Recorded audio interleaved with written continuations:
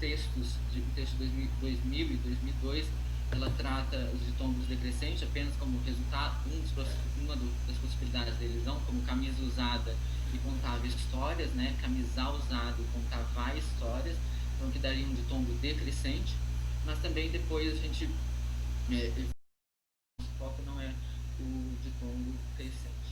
Bom, mas qual que era o problema que a gente pensou, né, e que eu venho pensando há algum bom tempo sobre a questão do Santi? Primeiro que o primeiro problema é, propor a degeminação requer uma operação formal, uma operação estritamente formal que não chega à superfície, que chega à superfície numa vogal simples, tá?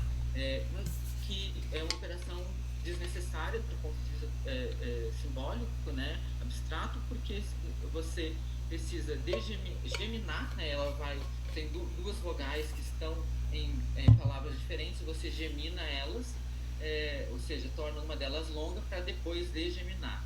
Isso a professora Leda expressa em várias regras, uma sequência de derivação, né, em que associando essas vogais a dois tempos fonológicos diferentes e depois, por último, a regra de encurtamento. Então, o problema é, por que alongar se nós já temos uma regra de divisão? Basta que apague um conteúdo melódico e associe a consoante do onset, que vai ficar lá vazio, né, ao onset seguinte. O que tem várias evidências que isso já ocorre com consoantes finais do português, como s, vira z, etc. A outra evidência de que não é a evidência linguística, outra evidência não há no PB, né, um processo que envolve alongamentos em geral. Muito pelo contrário, envolve encurtamentos. E esse alongamento ele se dá no âmbito estritamente abstrato. Então, propor a degeminação, apesar de logicamente possível e uma sacada extremamente importante da professora Leda, porque estamos falando de conteúdo fonológico idêntico, ela é um processo estritamente formal, sem necessidade quando a gente olha para o alto, né, para as realizações. Então, a minha hipótese era de que a elisão é um processo mais geral do SAND no PB, e a degeminação é uma das faces da elisão, uma das possibilidades lógicas, mas que ela acontece porque nós temos conteúdo melódico idêntico, então, obviamente, uma vai apagar em favor de outra. Então, quando as vogais coincidem, uma delas sempre é apagada, ao invés de nós precisarmos essas operações formais, como alongamento abstrato lá, né, depois ocorrendo como um encurtamento. Primeiro, então a nossa hipótese experimental era que a duração de uma vogal resultante no SAND é igual a uma duração de uma vogal pretônica. E isso tem base na literatura, porque a própria professora Leda já fala, né, que as vogais resultantes de SAND, elas estão colocadas, elas estão parseadas como sílabas pretônicas. Então isso se corrobora, vocês vão ver depois, mas a gente fez um experimento piloto, tá? E aqui eu peço a compreensão e de vocês, que vocês entendam que isso é um experimento piloto que foi rodado agora na pandemia, com poucos informantes, e a gente está levantando essas hipóteses para apresentar para vocês, para a comunidade, enfim, para vocês debaterem conosco. É uma tarefa de leitura e a gente controlou, então, a sequência alvo, né, e uma sentença como isso é conhecido como o sintagma fonológico, sequência alvo por eles. Então, a gente tentou dois sintagmas fonológicos depois para que esse sintagma alvo fosse realmente realizado como domínio, o domínio importante para o SAND, tá? E aí a gente controlou ali, então, palavras sempre terminadas com A, como danosa, e seguidas de U ou de I. Então, danosa, usina e tabela icônica, por exemplo, versus um logatoma, tá? E aí a gente tratou isso como, né, a vogal controle. A gente queria saber o resultado dessa vogal, desse encontro aqui, né, do SAND, versus uma vogal pretônica simples, como controle. Isso tem base na literatura, a gente utilizou como exemplo de protocolo experimental um protocolo utilizado por Albano, na verdade em 98, em 2001 ela cita também, e que foi também um protocolo parecido utilizado por Menezes em 2016 na tese dele, do Francisco. Só que no protocolo deles eles utilizam palavras, então caridoso versus caridoso, maternidade, maternidade. Como nós queríamos controlar várias coisas, né, várias combinações de vogais, e enfim, controlar sílaba das palavras, todas foram trissílabas, a gente não tinha como ter todas as palavras, então a gente usou uma sequência, um sintagma nominal existente na língua versus quando dava versus um logatômico quando dava uma palavra, mas nem sempre. E a gente orientou na tarefa que eles seriam expostos a palavras, a nomes de remédio, enfim, nomes estranhos, né? Então, participaram desse piloto falantes mulheres, né, falando aqui de Belo Horizonte, e esse foram os destinos. Então, do tipo, né, da noz usina, sempre U, como V2 ou I, tá, para dar ditongos decrescentes. E a possibilidade de apagamento. E a gente controlou, analisou F1, F2, duração da vogal, duração da sílaba. Fizemos uma estatística, uma regressão linear de efeitos mistos e reporto aqui, eu acho até que eu retirei, mas enfim, reporto a estatística tem com a aproximação de setter rate. Bom, vamos aos resultados.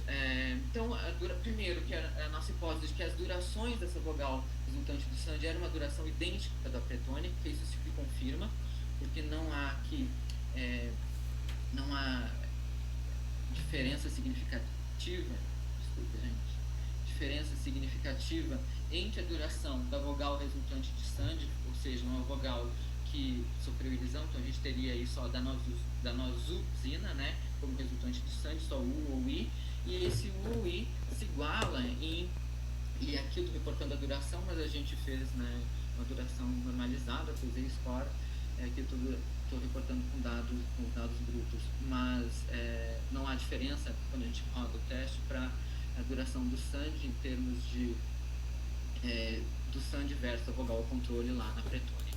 Então não há um alongamento, não há uma redução, o que a gente já esperava que isso acontecesse em função de uma elisão de controle melódico total. Mas, por outro lado, nós encontramos um padrão que nós desconhecíamos, era uma hipótese em que isso acontecesse, merge entre as vogais.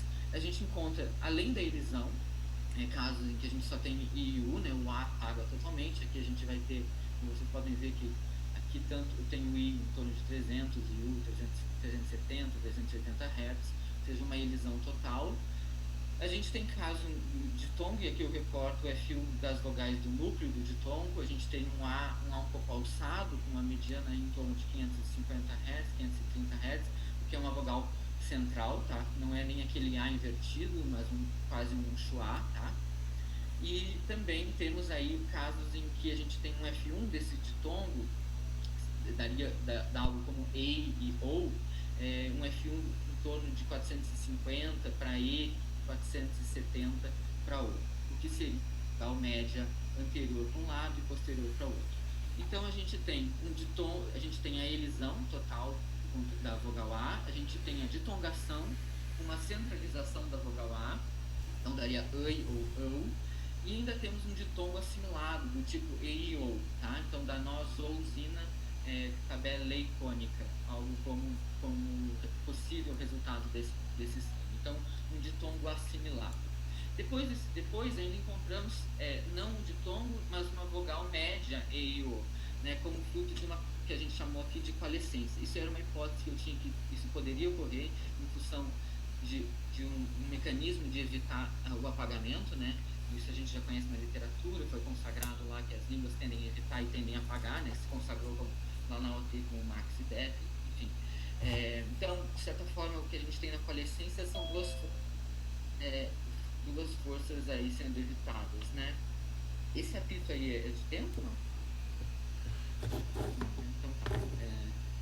Bom, então aqui a gente tem a coalescência, a gente pode ver aqui pelo os formantes 1, né, de E bem diferentes em relação à média as médias da elisão, tá? Então são vogais realmente distintas. A gente viu isso de diversas formas, tá? Com histogramas, enfim, com classificação, olhando na literatura, nessas literaturas aqui, Escudeiro, Miranda, Santos, no próprio meu artigo agora que eu faço uma descrição das pretônicas, e a gente vê que realmente a gente tem dois resultados distintos para elisão. Um resultado que é o I, aqui em verde, tá? Aqui é F1Y, e o resultado de uma coalescência, uma vogal mais baixa, portanto uma vogal média. tanto para o caso da combinação A-U e a combinação A-I, né? Então, aqui para IE, combinação AI, e aqui combinação AU. A gente pode ver que temos podemos classificar como dois processos distintos, duas qualidades vogais distintas. E aqui a gente plotou em relação a um espaço acústico bretônico, tá? Com base nas produções aqui das falantes femininas deste estudo, e a gente pode ver que aqui em vermelho são as vogais frutos de coalescência. Então, essa é uma possibilidade, a coalescência que estamos propondo, então, como uma possibilidade de realização de SAND, tá? Como um mecanismo de evitar totalmente a elisão. E aqui só eu trouxe os espectrogramas para mostrar para vocês que tivemos a elisão, então temos aí Safari ideal, um I aqui, tá? E aqui um ditongo a gente pode ver pela transição de F2, né? Pelo abaixamento do F1, portanto, o alçamento da vogal. Magnus, 5 minutos, tá? Estou terminando. Tabela icônica e Safari ideal. Aqui, uma vogal comparando as duas, né? Profana ideia e Safari ideal novamente. Então, o I, e vejam que é bem F1 e F2 são mais distintos aqui no I mesmo, né? São mais distantes um do outro e aqui um pouco mais próximos e quando temos uma vogal média. Uma das hipóteses era de que a repetição, portanto, a caixa de elocução fosse um fator, né? Isso a gente vê que ela tem relação com o ditongo e a coalescência. Quando o ditongo decresce, a coalescência aumenta, portanto, parece haver uma precedência dos fenômenos, né? Parece que a gente alça, assimila, depois coalesce. E a elisão, com um processo mais geral, ela aumenta da primeira para a segunda, mas depois ela se mantém um pouco estável. Então, ou seja, a elisão parece ser o fenômeno que guia o SAND, mas ela também convive com outros processos aí. Bom, então, a literatura considera essas três propostas, tá? De desminação, né? Desminação nesses contextos, elisão nesses contextos e ditongação nesses três. A minha proposta é de que tudo é elisão, exceto os casos em que nós temos uma ditongação em que as vogais envolvidas são discordantes em posterioridade. Isso é uma proposta minha e da Bernadette, em 2015, sobre monotongações, ou seja, a gente propõe uma tipologia de monotongação e os casos em que não há como monotongar são casos em que envolvem IA, IO, IO e U, em que a semivogal ela discorda em posterioridade com a vogal do núcleo e portanto, isso é uma generalidade no português, né? Parece que a gente evita, a gente tem três grupos de possibilidade de monotongação e esse grupo resistente à monotongação. E a proposta aqui é que a elisão ela ocorre também quando ou com outras vogais, tá? Como o IE, por exemplo, e o O, justamente porque ocorre ela está submetida a essa tipologia de monotongação. Ou seja, essas vogais que se encontram, se concordam em posterioridade, elas podem sofrer monotongação. Se a gente está falando de monotongação, a gente está falando de elisão, está falando de apagamento de segmentos, tá? Então, a ditongação aqui, ela está sujeita a essa tipologia também. E aqui em cinza, né, as possibilidades de coalescência, uma elisão ou coalescência. Bom, para terminar, então, SAND, vocálico externo, parece que a elisão é o fenômeno mais geral que guia esse processo, tá? E aí temos duas possibilidades, uma ditongação verdadeira, suscetível às regras de monotongação. Então, a ditongação verdadeira do SAND seria uma ditongação decrescente, tá? Que ela não é suscetível à elisão, e só forma a ditongo decrescente do grupo 2, né, grupos discordantes em posterioridade, e a ditongação não é falsa, né? Esse termo, mas então a ditongação decrescente ela está sujeita à elisão ou uma coalescência, porque ela está sujeita ao processo geral, enquanto a ditongação verdadeira não, porque as vogais envolvidas discordam em posterioridade. E aqui a gente vai ver outros exemplos, né, que pode dar apagamento com outra vogal final, como crime hediondo, pode dar crime hediondo, base hegemônica, enfim. Então, o que se sabe que a vogal A era ótima para o apagamento. Parece que não é só a vogal A, parece que temos outros processos envolvidos que evitam a elisão. A elisão é o processo que governa o SAND. Essa é a proposta, tá? É uma proposta inicial de experimento piloto, mas são assim, hipóteses fonológicas com as quais nós estamos trabalhando. Eu gostaria de... Muito obrigado, gente. Bom, obrigado pela apresentação, Magno. 20 minutos cravadíssimos, foi bem ensaiado, viu? A Flaviane é a nossa convidada debatedora para iniciar os debates, né? Só que ela tá em casa sem energia por causa de uma chuva grande que tá dando lá. Então eu vou abrir a discussão pro grupo, para quem quiser fazer alguma pergunta. Mas antes eu mesmo vou fazer só um comentário, Magno, parabenizando o trabalho de vocês, que eu acho que é um trabalho que ilustra bem o nome do nosso grupo de trabalho, que é um grupo de trabalho em fonética e fonologia. Então eu aprecio demais trabalhos como o seu que partem de uma premissa fonológica, tem interesse fonológico, no final volta para discutir, fazer fonologia e no meio do caminho utilizando ferramentas fonéticas, experimentação, estatística e... Enfim, pessoalmente eu acho que é esse o caminho mesmo que a gente vai trilhar, da mesma forma, ou seja, fonólogos se utilizando de ferramentas fonéticas e foneticistas interessados em representação, em categorias, em sistemas, e acho que representa bem o título do nosso grupo de trabalho, né? Já que é de fonética e fonologia, então parabéns, achei muito interessante. Vou abrir então para os nossos colegas do grupo, para quem quiser fazer alguma pergunta para o Magno, pode ficar à vontade. Abrir o microfone e perguntar, temos ainda 9 minutos aí. Oi, posso? Claro, Elisa, fica à vontade. Em primeiro lugar, obrigada pela apresentação, Marco. O trabalho está muito bem elaborado em termos de proposta, metodologia, fiquei contente de te ouvir. Eu tenho um comentário a fazer sobre aquela estongação em que o ar se realiza como e a mim pareceu que tem a ver com o fato esse alçado ele é muito peculiar à variedade. As informantes elas são divinas, não são? Sim, é verdade. São divinas. Então eu não acho que seja assim algo ligado, parece que não é ligado ao processo em si da ditongação, é essa redução que tem mais acentuado no dialeto delas, né? Não te parece?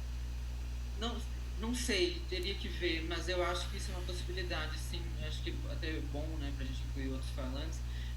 O Francisco já observa um alçamento também dessa vogal A, né? Na verdade é só o que ele encontra esse A virando um A. Ele nem trata esse A como um schwa, né? Ele trata aquele A invertido. Mas é uma vogal, essa vogal, pelo menos, e aí pode ser uma questão do dialeto, né? Essa vogal realmente bem mais centralizada aqui. Aqui tem bastante. E é o que a gente sempre estranhou no manual da sites que usávamos na graduação, quando faz a transcrição fonética do A final faz com schwa. E a gente lá no Rio Grande do Sul faz com A grave, porque é mais baixo. É mais fácil. Tem as duas coisas, tá? Eu já notei, assim, pelo menos dando aula, né? Então aqui eles, algo como aqui, por exemplo, aqui, não falaríamos. Então isso é realmente um schwa mesmo, né? Aqui. Mas ao mesmo tempo tem banana, né? E são banana e são 3 As aí diferentes, que não é bem o schwa o último. Então, eu, mesmo no dialeto aqui de Minas, eu tenho concordado com os alunos e a gente transcrever com A virado. Mas eu acho que ainda realmente com esse A um pouco mais centralizado. No trabalho do Francisco, ele vê essa centralização também, mas ele não trabalhou com nenhum... Não chegou a concluir em termos de símbolos lá. Eu coloquei um schwa para mostrar que realmente é uma vogal central aí, né? Mas concordo contigo, sim, eu acho que teria que... Isso aí merece uma investigação melhor, né? Até a gente... Eu vou registrar assim como me interessa por essas coisas.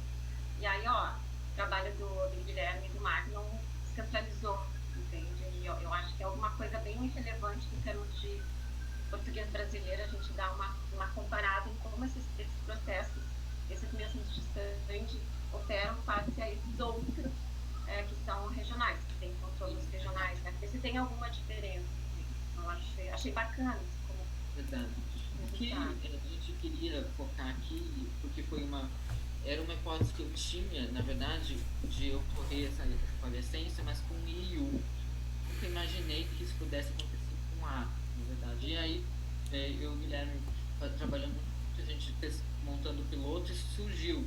Então, bom, de fato, então a gente tem uma coalescência aí. Isso a gente poderia até trabalhar articulatoriamente, tendo pontos de vista de Landry como articulatório, né? Tal, mas eu acho que a gente preferiu, por enquanto, né, só tratar isso. A gente via ali, né, medir uma vogal sem, única, com uma qualidade de média. Vamos tratar isso do ponto de vista fonológico como coalescência para não enfrentar essa discussão mais articulatória. E é uma coisa interessante porque a gente achou interessante de trazer, porque isso não é reportado na literatura, né? Pelo menos parece ser uma coisa inédita. Eu nunca vi ninguém falar de coalescência em sangue, mas se vocês talvez conhecem, e é isso que eu queria trazer para vocês no debate, talvez vocês possam ver os alunos e alguma outra pessoa nos... Eu gosto da proposta e acho bonito que tem evidência de que é um segmento diferente. Achei também interessante da proposta fazer essa distinção. Não sei se eu usaria esses nomes de tombo verdadeiro, de tongação degradê, mas pelo menos essa diferenciação entre um e outro tipo de tongação, eu acho que ela é assim, inédita enquanto proposta. Por enquanto, eu acho que eu seguiria você, se fosse fazer um trabalho. Era só esse meu comentário mesmo. Parabéns. Obrigada. Eu concordo com o tom verdadeiro e não verdadeiro, porque foi fazendo o trabalho que eu coloquei, né? Porque eu queria destacar, mas isso traz uma memória da literatura que é outra, né? Eu acho que realmente, eu acho que não... É só para não sobrepor, assim, mas a ideia básica é que esse tom é esse que é o que não monotona, né? Exatamente. E porque difere em posterioridade. Eu achei beleza, é uma explicação bem plausível, bem bacana. Obrigada, Marta. Obrigado. Bom, pessoal, temos ainda 4 minutos disponíveis para discussão, se alguém quiser fazer alguma pergunta ou algum comentário. Posso, Ronaldo? Claro, Adelaide, fique à vontade. Deixa abrir. Oi, Magno. Bom rever você e ver uma apresentação assim tão bonita, né? Eu faço coro com a observação do Ronaldo, mas eu tenho uma curiosidade que é a seguinte. Você observa que você seguiu o protocolo lá da Eleonora, né, no Gesto de Suas Bordas, e o protocolo do Francisco Menezes, né, para verificar ou para provocar, né, certas elisões e tal. A minha questão é a seguinte: lá no Gesto de Suas Bordas, aquele protocolo leva a Eleonora a verificar uma certa gradiência na elisão da vogal. Você verificou isso nos seus dados também, ou é um processo categórico para você? Não, se a gente pode pensar, o que a gente chamou mesmo, essa centralização da vogal A e a própria coalescência como um processo de gradiência que leva à elisão. Tá? Eu não quis fazer esse debate aqui, né, porque eu quis fazer esse debate em termos mais em relação aos resultados, né, aos outputs, do que fazer o debate da gradiência em si. Porque eu queria destacar, né, a questão da elisão e esses mecanismos que ocorrem em conjunto.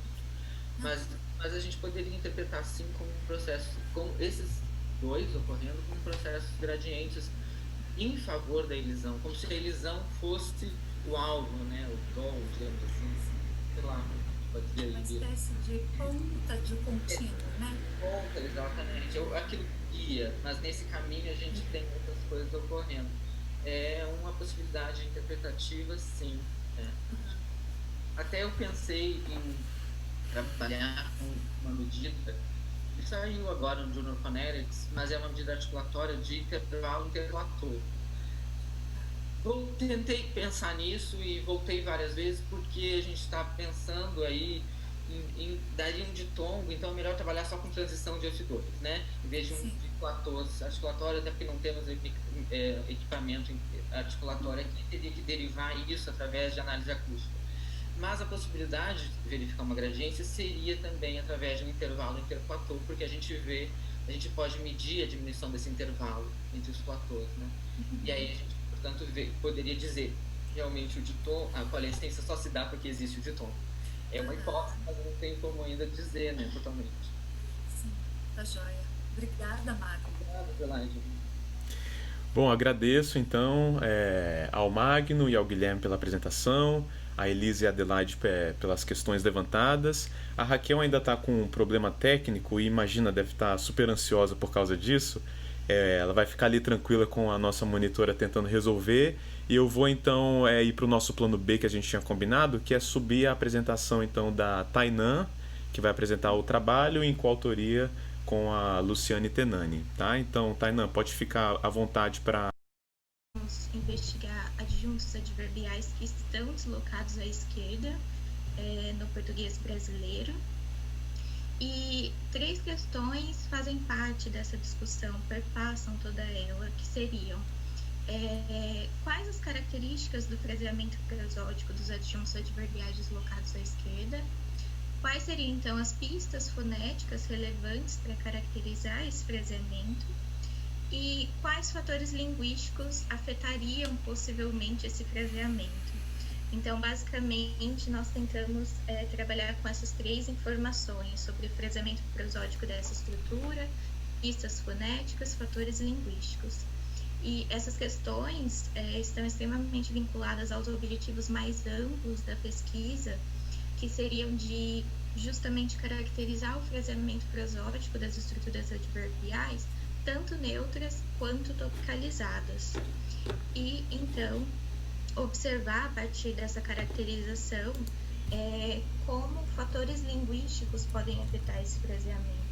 E os fatores linguísticos que nós assumimos para análise são 2: a extensão do adjunto adverbial, se ele é curto, se ele é longo, se ele é médio, mas aqui nessa apresentação eu só vou tratar dos advérbios curtos e longos, e o contexto de produção desses advérbios, se ele é neutro, se ele é topicalizado.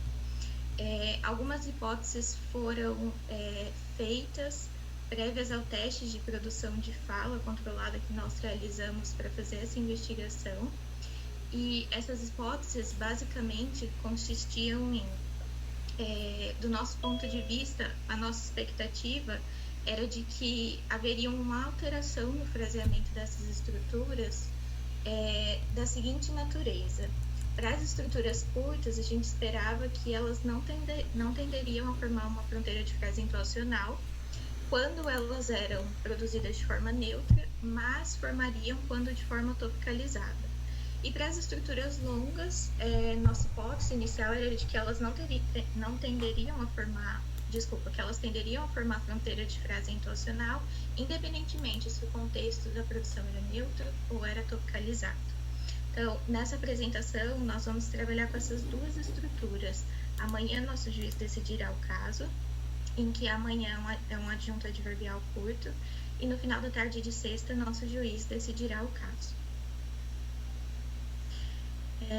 Bom, para realizar essa discussão, precisa, então, discutir algumas questões sobre o domínio de frase intuacional, principalmente porque, como nós estamos tratando de fraseamento prosódico, já está descrito na literatura que esse é o domínio relevante para essa discussão sobre fraseamento prosódico.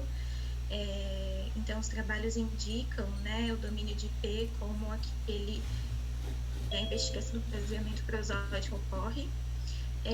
E também nós observamos que essa configuração da frase intuacional dos adjuntos adverbiais, ela poderia ser afetada em alguma medida em função de fatores linguísticos, em função de trabalhos prévios que nós realizamos, particularmente no meu mestrado. E aí, como a gente vai buscar mostrar ao longo da discussão dos resultados, pistas fonéticas também se alteram a depender desses fatores linguísticos. E, por fim, eu destaco que é importante fazer essa discussão, né, sobre o fraseamento prosódico, como alguns trabalhos relatam, justamente porque ele afeta a nossa compreensão dos enunciados de uma forma geral.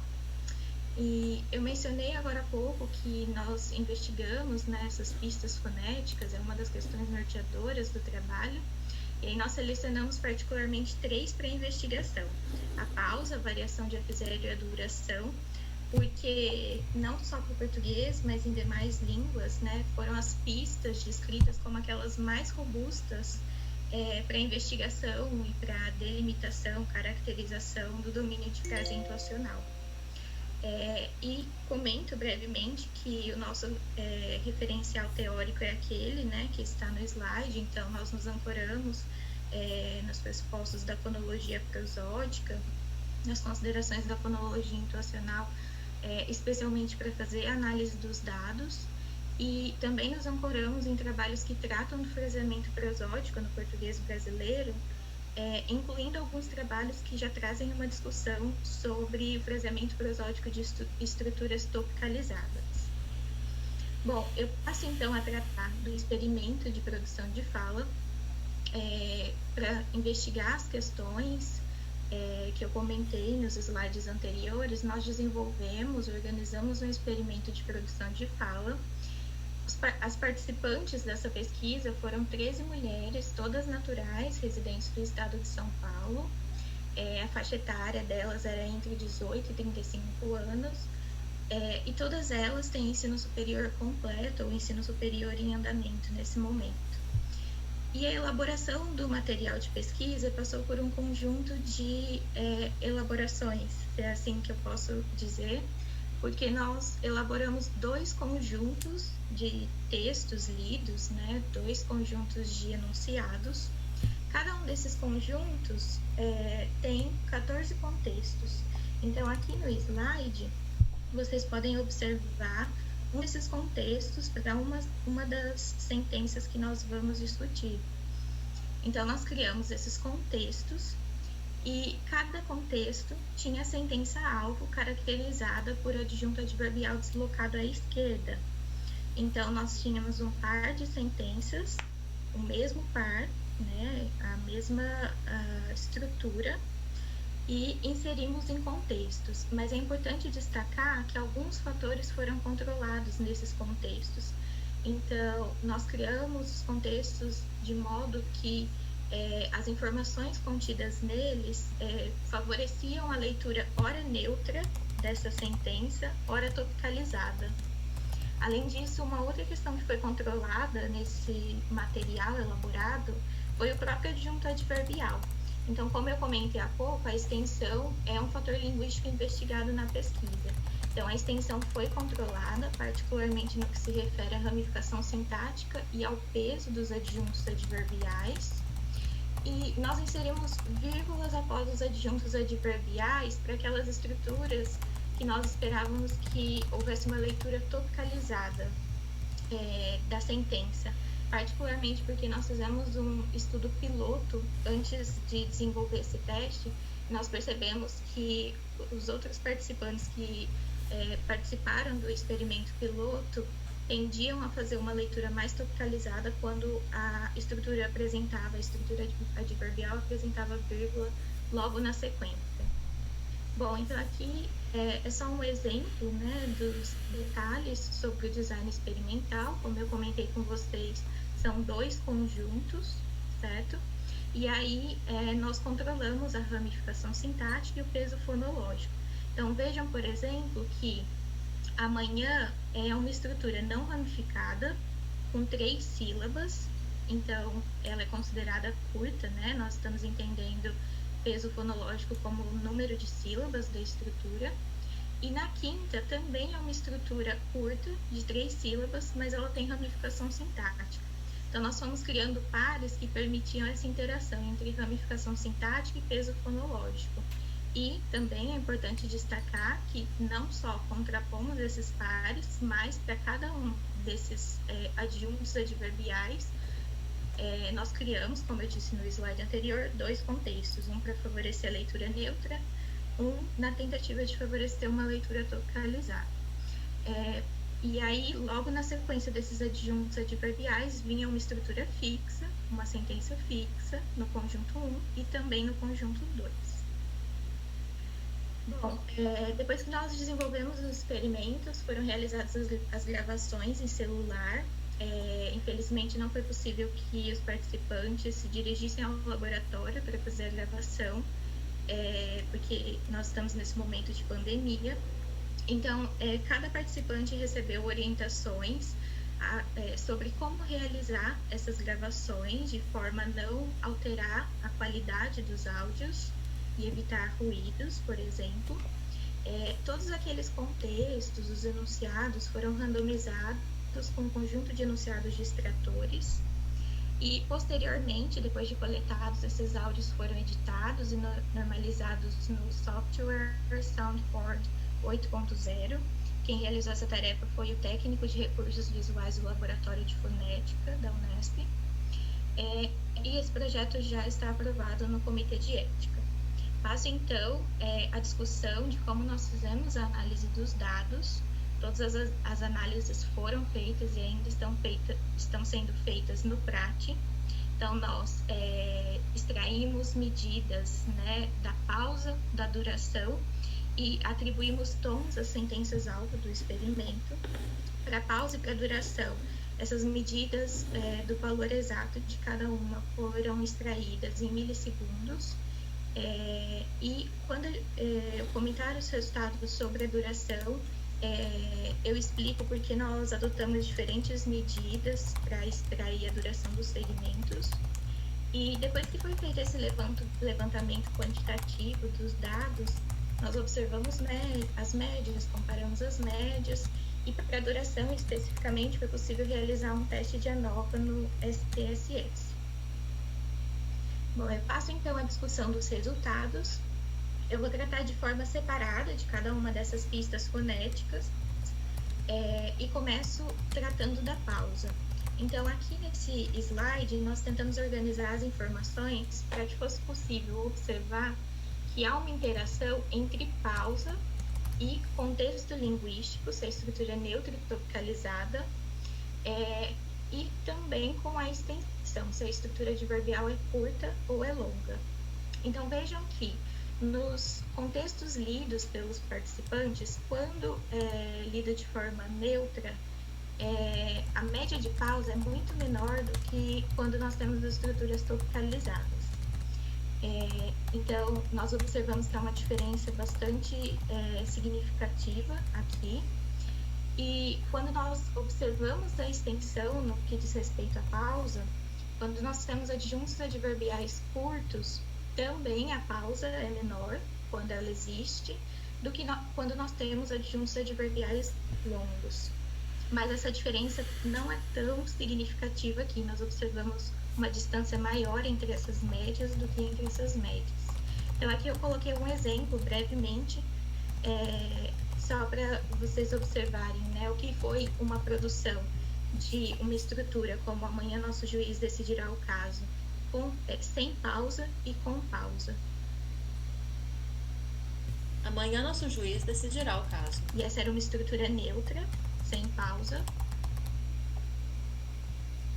Amanhã Nosso Juiz Essa Decidirá o era uma Caso. estrutura tropicalizada com pausa. Amanhã Nosso Juiz Decidirá o Caso.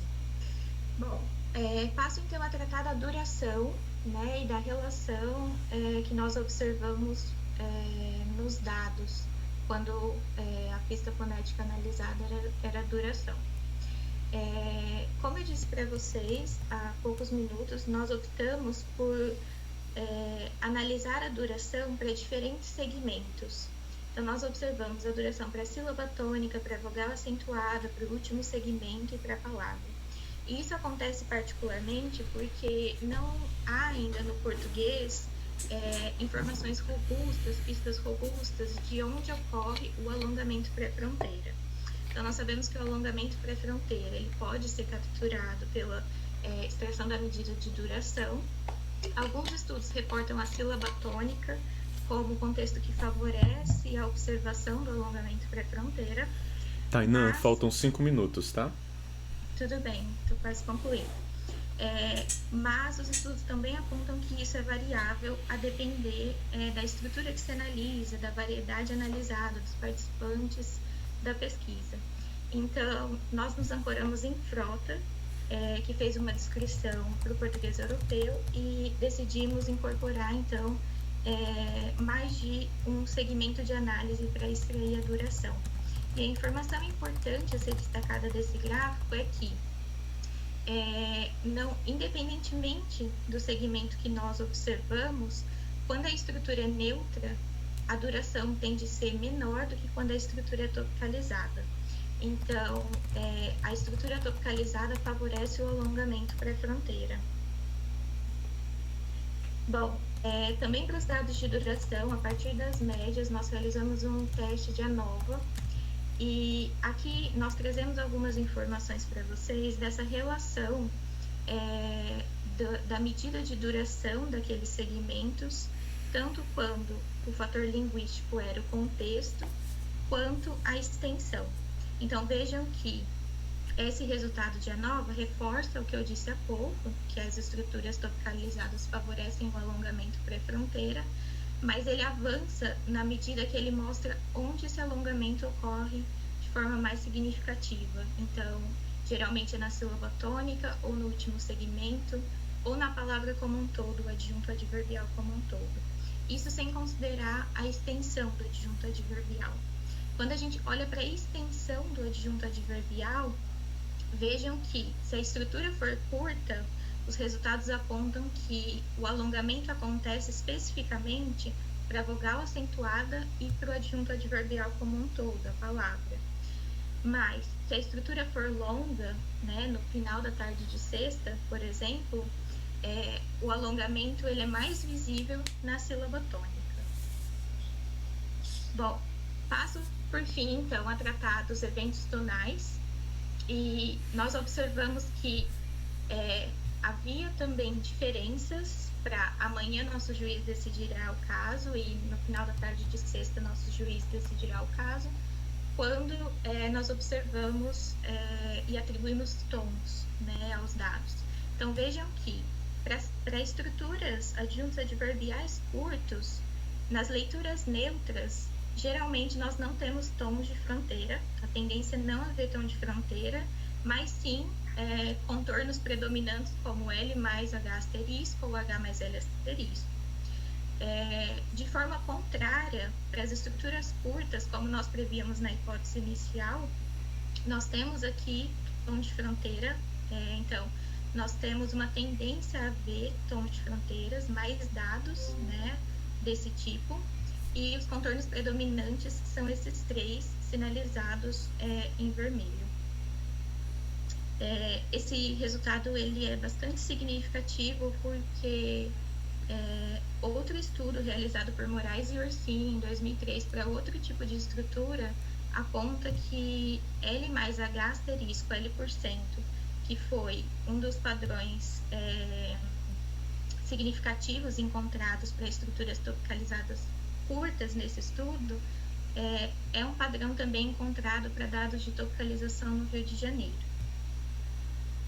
Bom, então, aqui eu tenho só um exemplo, né, da leitura neutra mais prototípica, H mais L asterisco, e aqui da leitura que foi topicalizada e da leitura prototípica que foi a L mais H asterisco L%.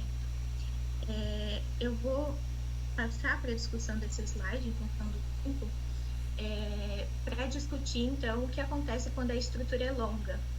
Quando a estrutura é longa, como no final da tarde de sexta, nós observamos que em contexto neutro, diferentemente do que nós observávamos lá para o contexto neutro das estruturas curtas, aqui há uma intensa flutuação. Então, não é possível dizer com certeza que a tendência é ter ou não ter fronteira, porque os dados são bastante próximos, né? 15 dados com tom de fronteira, 24 dados sem tom de fronteira.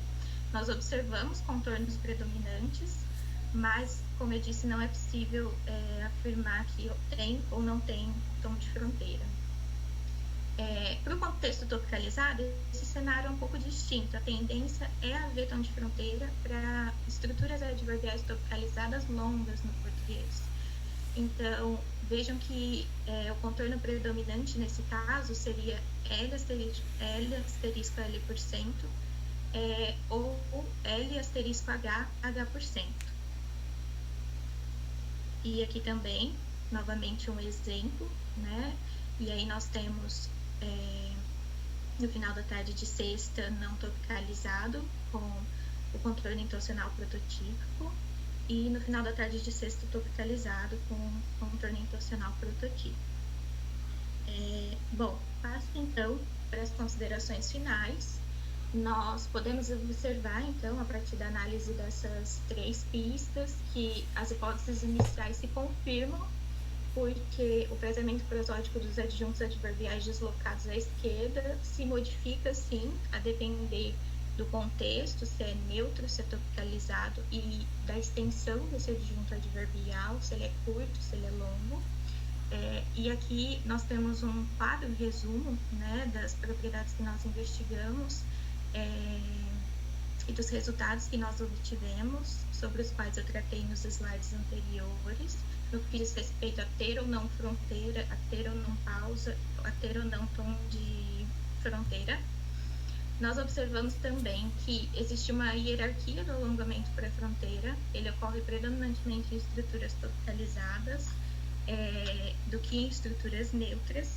E para fechar essa apresentação, nós temos alguns encaminhamentos futuros. Então, a nossa expectativa é expandir a análise de dados, considerando-se as demais estruturas com diferentes tamanhos gravados, né? Então, nós vimos lá que tinham estruturas médias de 5, 7 sílabas, por exemplo. Nós incorporamos também para a discussão a última sílaba dos adjuntos adverbiais como medida para a duração, porque nós encontramos evidências de alguns estudos que tratam dessa sílaba como significativa para a observação do alongamento para a fronteira no português. E nossa expectativa é de que, uma vez que esse trabalho tenha sido finalizado, nós possamos relacionar essas 3 pistas de forma a tentar elaborar uma hierarquia na produção delas, que distingue, por exemplo, esses adjuntos adverbiais neutros dos topicalizados. Bom, essas são as referências. E é isso. Passei um pouquinho, Ronaldo. Obrigado, Tainá, não tem problema. Passou 2 minutinhos, tá tudo dentro do nosso limite, tá? A Flaviane teve alguns problemas aí de conexão, entrou, saiu. Não sei se você conseguiu pegar o suficiente para iniciar alguma discussão, Flaviane. Caso não, eu acredito que os demais colegas possam levantar alguma questão, mas fique à vontade, tá? É um pouco porque eu conheço já o trabalho da Tainá, né? É por isso. Perfeito. Mas eu gostaria muito que você me enviasse depois, Tainá, porque é uma conversa que a gente vai ter que ter, porque...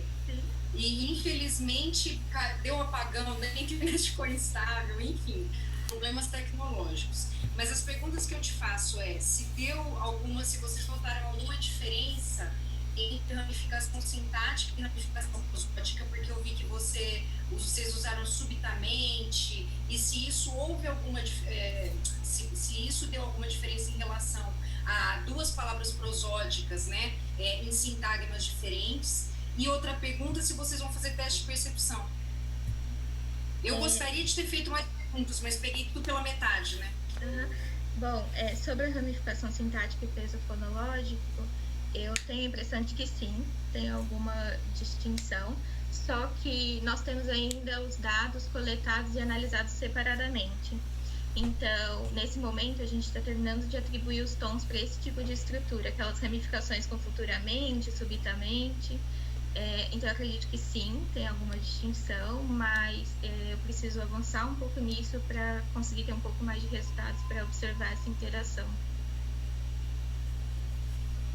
E sobre a segunda pergunta e o teste de percepção, sim, a expectativa é realizar o teste de percepção, mas eu preciso terminar essa análise porque a nossa ideia é usar esses dados e os resultados dos dados para manipular, né, essas medidas de duração, de pausa e ver como fica a questão lá do tom, para inserir como estímulo, né, e controlar ali as questões no teste de percepção. Muito obrigada, Tainá. É uma pena que eu não tenha visto inteira, mas a gente vai ter outros momentos para conversar. Eu te envio. Bom, ainda temos Ainda temos mais 5 minutinhos de discussão para o trabalho da Tainan. Se algum colega quiser fazer alguma pergunta ou algum comentário, pode ficar à vontade.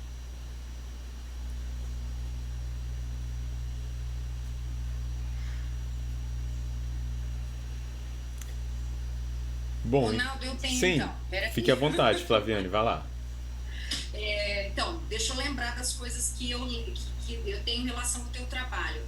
Configuração de topicalização. Você notou muita diferença com a neutra e corroborou os estudos anteriores. O que você notou em relação a isso? Sempre na topicalização tudo dá a mais, né? Então, tem mais pausa, quando a gente vai olhar lá a duração, independentemente do segmento, a duração está maior, seja a palavra toda, seja a sílaba tônica. E agora eu tenho notado mais frequentemente que tem muito tom de fronteira nas topicalizadas, né? E acho que sim, corrobora estudos anteriores, mas em alguma medida fica um pouco distante, porque às vezes alguns estudos trabalham com outras estruturas. Então, eles percebem outras características dessa topicalização que, por exemplo, eu não vejo nos adverbiais. Acho que é interessante comentar, como a gente está medindo assim, 5 medidas, né, assim, 5 unidades diferentes de duração, acho que é completamente novo na literatura, assim, o que é o alongamento pré-fronteiro. Tem lá, por exemplo, na tese da Carolina Serra, uma primeira fala que esse alongamento é importante, tem um trabalho do pós-doc da Giovanna Sonsin falando que alongamento é importante, mas pega sempre por segmento. E aí eu quero entender, assim, que unidade, na verdade, alonga. Né? Vendo um trabalho em alemão, vai mostrar que a unidade que alonga não é, assim, uma unidade para a língua. Ela pode variar conforme a estrutura. Então, a gente já tem dados que corroboram essa ideia. Né? Então, assim, não é alongamento pré-fronteira, é da último segmento. Não é? Da última sílaba. Não, pode ser de diferentes unidades, a depender a interação com outros fatores linguísticos. Então, por exemplo, um advérbio como amanhã e um advérbio como subitamente. Então, a unidade de medida não é exatamente a mesma para você perceber o topicalizado em relação ao deslocado. Deslocado neutro e um deslocado topicalizado. Então, todo deslocado, ele tem um alongamento para entender essa hierarquia, né, do que está deslocado em relação à sintaxe que era a canônica. Mas o que eu alongo vai depender da própria estrutura, se é um advérbio, subitamente, ou se é um advérbio como amanhã. Ou se é uma estrutura sintaticamente complexa. Então, veja, a complexidade da medida de duração, quer dizer, a pista fonética e duração é importante, mas o que eu meço depende de outras variáveis ainda linguísticas, que podem ser semânticas ou podem ser da própria estrutura sintática ou semântica. Assim, a complexidade aí me parece pouco explorada na literatura, né? Não só do português, mas para outras línguas também. Assim, que unidade vale a pena levar em conta? Então, pode ser a sílaba, pode ser a palavra inteira. O trabalho da Tainan, Lu, ele é muito complexo por várias vertentes, né? Não só do ponto de vista prosódico, como sintático. Os exemplos que você colocou aí de amanhã especificamente, vocês já estão analisando duas palavras prosódicas, no caso de subitamente, né? No mesmo sintático, no caso de amanhã é uma única. E eu vejo também uma interação com a sintaxe, que tem vários tipos de tópicos, né? O tópico selvagem, o tópico deslocado, o que a gente considera como até um sujeito tópico em português brasileiro. Então, ela tem muitas conversas, inclusive com a sintaxe e com a prosódia, isso pode dar resultados diferentes, né? Mas eu gostaria ainda de ver esse trabalho, porque infelizmente eu fui prejudicada aí por causa da tecnologia. Mas a gente vai ter outros momentos também. Com certeza. A Tainan vai se apresentar agora semana que vem em Tilburg. Aí ela pode te mandar o link da apresentação. Ela vai fazer uma apresentação lá dos trabalhos que estão sendo feitos lá na universidade. Então, vai ser curtinho também, né? mas dá para ter uma ideia, assim, porque a conversa é o que a gente percebe. Isso é o que se faz, mas a duração, o que eu percebo da duração? O que exatamente, por exemplo? Então, a minha hipótese é que a gente não perceba, porque a gente já fez uns testes, as pessoas são surdas, elas não ouvem nada. O que elas vão ouvir é quando tem tom de fronteira e tem pausa. Exatamente o que eu ia falar agora. A pista prosódica relevante deve ser outra, né? Não o alongamento. Então, a hierarquia inverte totalmente. Então, do ponto de vista fonético, o mais robusto parece ser a duração. Aquilo quando eu olho para a produção.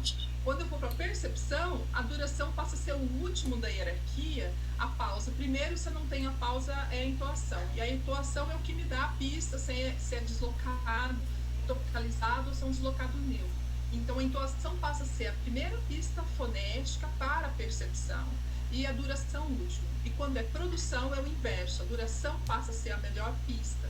Mas que unidade da duração também depende. Então, vejam que a resposta que a gente está dando dessa interface, ou dessa relação entre o fonético e o fonológico, é extremamente complexa, né? Não é assim, é A ou é B, mas é A, C, C ou D, é uma coisa assim. E ainda o lugar da percepção nisso tudo, né? Essa é a parte mais divertida. Que inverte tudo. Aquilo que a gente falou para produção, muda tudo de ordem, de lugar, implode, né? Eu acho que o lugar teórico da percepção para os fonólogos e foneticistas é um desafio. Posso fazer um comentário? Claro. Só se for rapidinho, Magno, pra gente não estourar muito tempo, mas vai lá. Você não pôde assistir minha apresentação, depois eu te mando. Não, eu falando aí que inverte a produção e percepção, justamente porque talvez a duração aí na produção, ela é portadora, ela é aquilo que carrega a informação principal, que é da intuação. Ou seja, é o que porta ali junto, né? Então, a pista principal, eu não entendo, eu estou falando isso a partir do que vocês falaram. A pista principal é a intuação na percepção, e isso você vê na produção como duração, mas na verdade a duração só está carregando ali, aumenta para carregar a informação tonal. É uma hipótese que eu fiquei pensando no que a Luciana falou.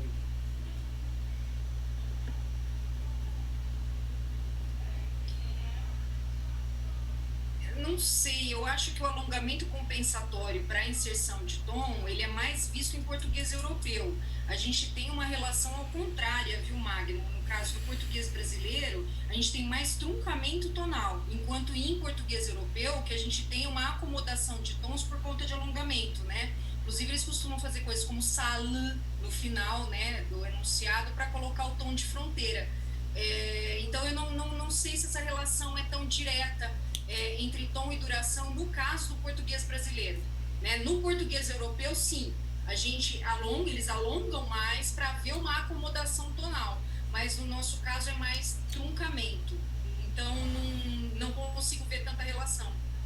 Entendi. Porque eu fico pensando que em línguas que têm tons lexicais, né, que não é o nosso caso, as vocais são maiores, né, justamente para carregar os tons. Enfim, só pensando isso tipologicamente, mas no caso aí, pontuação e marcação totalmente diferente. É só pensando no que vocês estão falando, na verdade. Bom, pessoal, agradeço então a Tainan e a Luciane pela apresentação. Tainan, depois tem uns comentários aí no chat que você pode ir olhando também, respondendo, tá? Bom, então a gente parte agora para o nosso intervalo de 10 minutos, né? Eu tenho aqui 15h10, então a gente volta às 15h20. Estamos só 10 minutinhos de atraso, mas hoje temos uma apresentação a menos, acho que é bem gerenciável, tá? Então a gente faz um intervalo agora, às 15h20 a gente volta para mais duas apresentações, tá? Que vai ser primeiro da Raquel, com autoria com a Gladys, e depois a do Emerson, com autoria com a Vera Pacheco, tá? Acho que a Raquel vai querer ficar para testar compartilhamento e áudio, né? Tá certo. Então a gente fica para testar. Então pode aproveitar para responder as perguntas no chat, tá bom? Para a área da educação, né? Em que eu vou apresentar para vocês aí o desenvolvimento, né, de um corpus de escrita infantil, né? E no caso é o corpus alfa, que tem, né, aí como a gente colocou no título, potencialidades para análise em aquisição da escrita. Esse trabalho, ele é feito, então, né, em parceria com a professora Gleides Rocha, da UFMG, da Faculdade de Educação. E aí eu vou contextualizar um pouquinho para vocês, né, aí essa parceria, né. Pode passar, Regiane, por favor? Primeiro um pouco, né, inclusive da minha atuação, né, quem somos nós, né.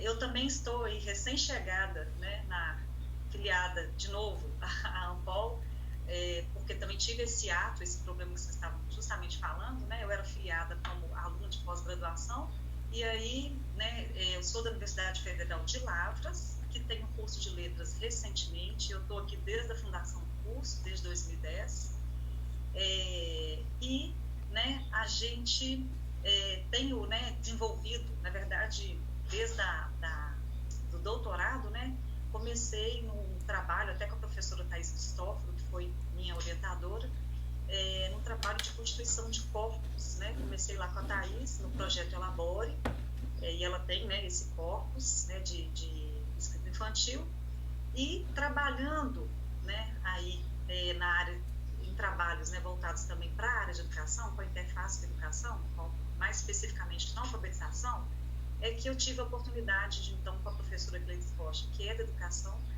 de a gente constituir esse corpus, né, que está em desenvolvimento. Então, acho que é importante falar sobre isso. A minha, né, formação é em fonética e fonologia, né, mestrado, doutorado, e com a professora Thais Cristóforo, mas já da professora Gleides na área de educação, né, inclusive com a professora também Magda Soares, né, o doutorado dela na área de educação, em alfabetização. Então, eu acho que era importante situar. E a professora Gleides da UFMG. O objetivo, então, desse trabalho é apresentar o corpus, né, para vocês. É um corpus que é constituído da escrita de crianças de 6 a 8 anos de idade, do primeiro ao terceiro ano, né, do ensino fundamental.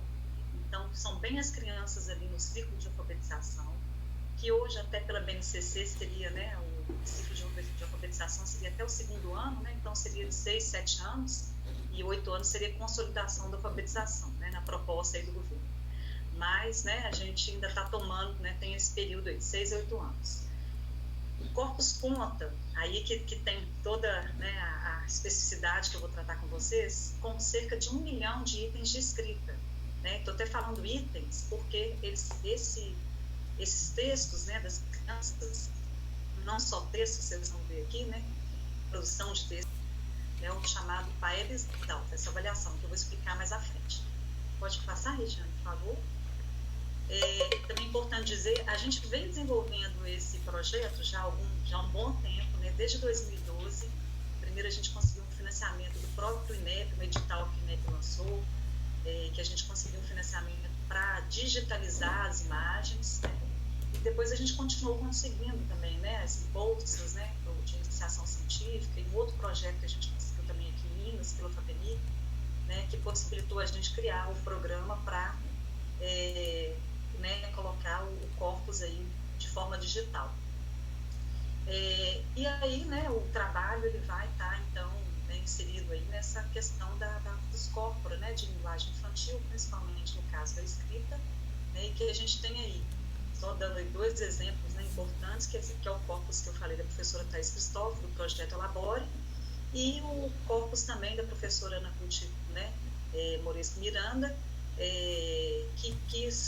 que tem diferenças do que eu vou apresentar aqui, porque eles são feitos a partir, né, de coleta de redações, né, vamos chamar assim, de produções de textos em escolas, né, e assim, é uma outra, vamos dizer, uma outra metodologia, né, de certa forma é um pouco diferente, né, e na quantidade também, né, de dados também tem uma diferença, né, aqui a quantidade de dados é muito maior.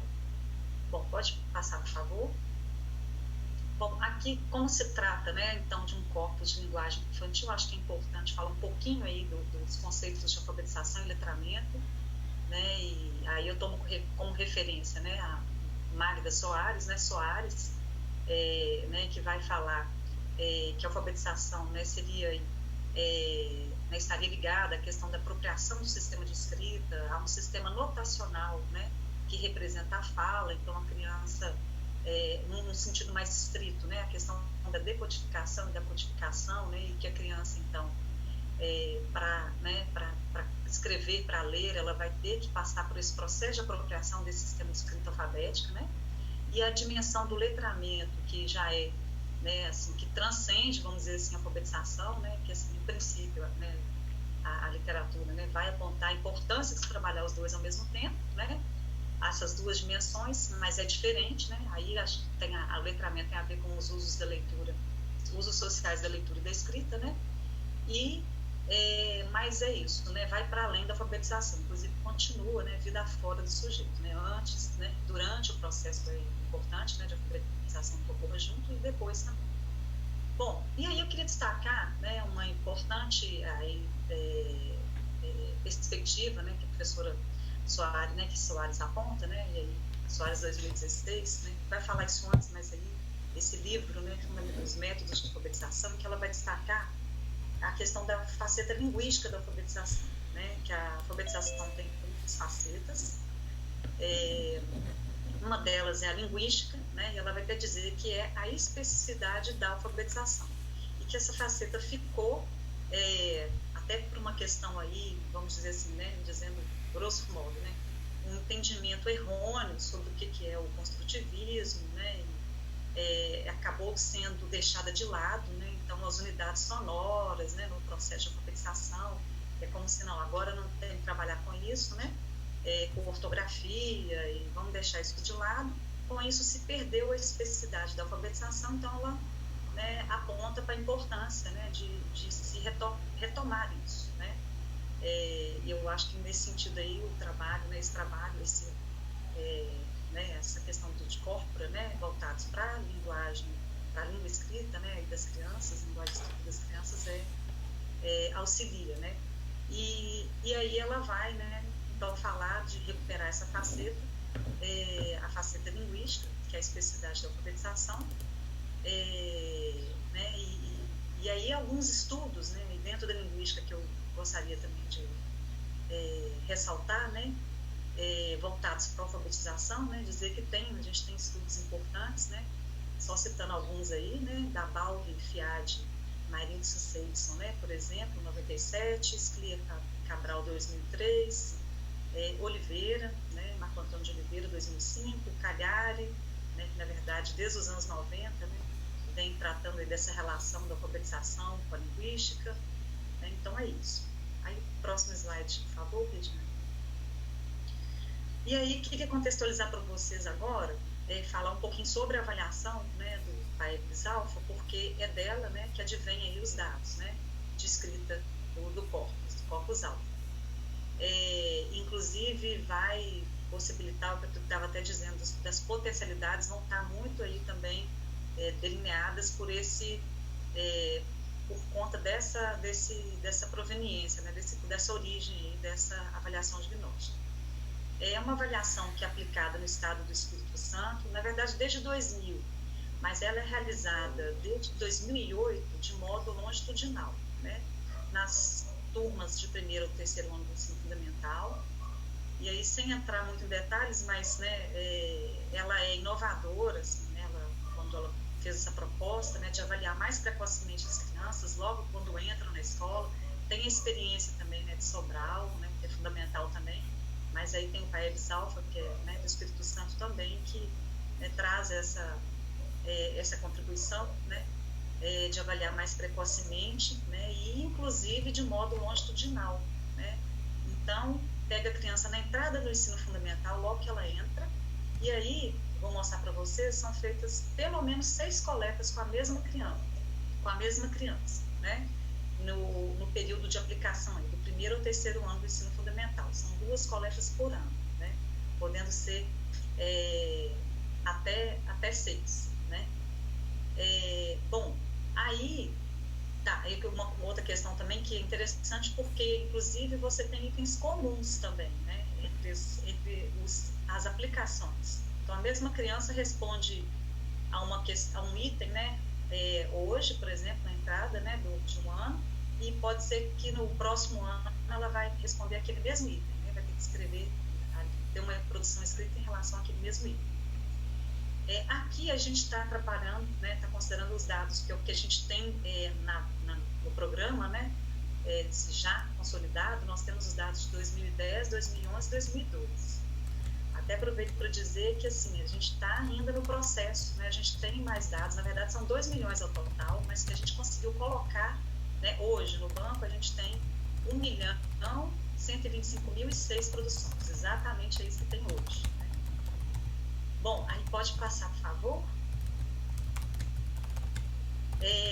Bom, a EBSAL foi uma avaliação, então, também avalia leitura e matemática, né? E a questão do letramento vai estar presente, mas dentro dos limites da avaliação. Aqui eu não vou entrar muito em detalhes, são detalhes de avaliação, né? Que às vezes vocês até conhecem, também sabem, até por conta do Enem, tem uma discussão muito grande hoje, né? Como é que funcionam essas avaliações em larga escala hoje, né? A maioria já está sendo por meio da análise de DATRI, você tem escalas de proficiência, mas uma coisa que é importante, na verdade, que eu queria falar da metodologia aí desse tipo de avaliação é a utilização de itens em comum, né, entre os anos de escolaridade e as ondas de aplicação, que é o que eu falei antes, né. Inclusive, não só o mesmo item se repete de uma aplicação para outra, como também ele se repete de um ano de escolaridade para o outro, né, e isso, então, você tem itens em comum, do primeiro com o segundo ano, do segundo com o terceiro, né? Faz aí a mesma questão sendo aplicada, então você consegue, para você ter uma comparabilidade melhor entre os anos, você pega aqueles mesmos itens para comparar, né? Entre os anos e também entre as ondas, né? O mesmo sujeito, você consegue ver ele ali longitudinalmente, né? Nas ondas de aplicação, né? A produção escrita dele em diferentes momentos. Pode passar, Regiane, por favor? Então, só para falar rapidamente, né, já até falei, mas são 2 ondas, uma no início do ano e uma no final, né, a onda de entrada e a de saída. A de entrada ela é aplicada nos 3 anos de escolaridade, primeiro, segundo e terceiro. E a de saída ela é aplicada somente no primeiro ano.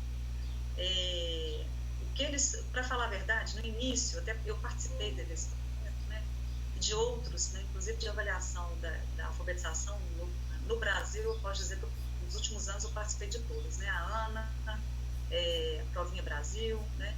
E em estaduais algumas, né? Dentre elas essa do Espírito Santo. Né, nessa avaliação a gente começou, né? Ela começou considerando os 3 anos, nas 2 ondas de avaliação, mas depois viram que não dava muita diferença, né? No final do ano, para o início do ano, né? Não dava muita diferença no desempenho da criança, né? Do segundo ano e terceiro não dava muita diferença, do primeiro ainda dava, mas do segundo e terceiro nem tanto, então por isso que ficou assim. Então já falei para vocês isso aí, já no último tópico, né, cada onda de aplicação conta com em torno de 45 mil alunos, né, e se a gente for somar todas as aplicações, né, dá em torno de 270 mil alunos, né. Pode passar, Regiane? Isso aí só para mostrar para vocês, ilustrando o que eu já falei, né? As ondas, os anos, né, de aplicação, as ondas em cada ano, entrada, saída, e se é aplicado, em que série, né, em que ano de escolaridade que é aplicado, né? Mas é o que eu já falei. Pode passar, Regiane, por favor. Aí é importante dizer também que isso aí vai ser fundamental, né? Vai ser a constituição do corpus, né? O tipo de escrita que a gente vai ter, então, no corpus. A gente tem um tipo de escrita que é cópia, é simplesmente o aluno copiar, normalmente uma frase, às vezes uma frase pequena, pode ser de 1 linha, de 2 linhas, até de 3, né? Depois eu falo por quê. Escrita de palavra, escrita de frase, escrita e produção de texto. E por que eu estou, né, até dizendo isso? É importante dizer que, claro que a gente sabe que a produção de texto, né, uma palavra pode ser... Raquel, faltam 5 minutos, tá? Obrigada, Ronaldo. Uma palavra pode ser um texto. No entanto, né, o que acontece é que, do ponto de vista assim, da alfabetização, a materialidade, digamos assim, né, realmente o tamanho do que a criança vai escrever interfere muito, né? O material linguístico, assim, o que ela vai escrever interfere muito. Então, por isso que a gente acaba trabalhando, né, fala na alfabetização, se trabalhar com essa dimensão aí, de palavra, frase e texto, né? Mas a gente sabendo, considerando que uma palavra pode ser um texto. mas vocês vão ver que faz muita diferença. Às vezes a criança consegue escrever uma palavra isolada, mas se pedir para escrever a frase já não consegue, né? Então, na coleta, e às vezes a gente vê até, isso é uma coisa que eu acho que os outros, por exemplo, os outros corpora não têm, né? Essa questão de coleta de palavra e de frase. Normalmente é mais de produção de texto mesmo. E aí, às vezes, você perde dado de criança que está num processo anterior, né? De aquisição da escrita, mas que está lá no seu desenvolvimento, né? Já está adquirindo a escrita. Ela é capaz de escrever, mas ali no nível da palavra, né? Se falar com ela para escrever uma produção de texto, condições de produção ali, aí pronto, ela não escreve nada. Isso pode acontecer. Bom, aí o próximo slide, Regiane. Aqui tem mais especificando aí o tipo de escrita, né? Você tem a cópia mesmo, que é para poder ver, né? É importante na alfabetização você ver se a criança sabe usar a página, se ela conhece as direções da escrita, da esquerda para a direita, de cima para baixo, mudar de linha quando, né, você termina lá a linha, tem que mudar de linha. Então, essa coisa do uso da página, né? Aí a gente tem a escrita de palavra editada, com apoio de imagem, sem apoio de imagem, de frase também editada, né? Você tem a ditada, aliás, e tem a frase a partir de uma síntese, a criança escrever a frase a partir de uma síntese. E na produção de texto a gente tem ali esses diversos gêneros, né? Que eles têm aí esses gêneros, né? Exatamente, que são mais comuns também aí no trabalho com a criança dessa faixa etária, né? Desse grau de escolaridade aí. Pode passar, por favor? Bom, nem todos os itens, né, foram aplicados aí às crianças, principalmente do primeiro ano, na entrada. Pode passar, Regiane. Aqui tem uma tabela, tem uma tabela que é detalhada, mas só para vocês perceberem aí, né, na escrita de produção de texto, né, a única coisa que aparece, né, o único texto que aparece aí para as crianças do primeiro ano é a lista, é o gênero lista, né? Outros não aparecem, não vão aparecer, né, aí na entrada, né, pelo menos na entrada, né? Vai aparecer ao final, você vai ter também histórias, né, na saída, né? Você vai ter história a partir de uma sequência de cenas, né? Mas porque a criança, né, ainda entrando na escola, obviamente, primeiro ano, há muitas, quer dizer, às vezes não, né, tiveram educação infantil, então, né, não dá para ficar testando muito, não adianta também a gente, né, exigir, né, pedir gêneros aí que ela não, né, dificilmente vai dar conta. Pode passar, por favor? Como eu falei, né, esse corpus está disponível, né, tá agora, está sendo processado ainda, né, inclusive, um programa, né, que foi criado, né, no Access, né, pelo José Rodrigues Batista, também do UFMG, e agora eu já vou mostrar direto, né, como é que é a cara aí do corpus. Pode passar, Regiane, por favor? Eu não sei se vocês estão conseguindo enxergar, porque eu não consegui uma imagem maior, mas espero que vocês estejam conseguindo, né? Isso aí é a imagem mesmo, lá no Access, né? Eu vou até ter que parar de olhar para o celular, que eu tenho que olhar para o computador agora para eu enxergar melhor. Mas vocês veem aí, essa é quando a gente entra no corpus, né?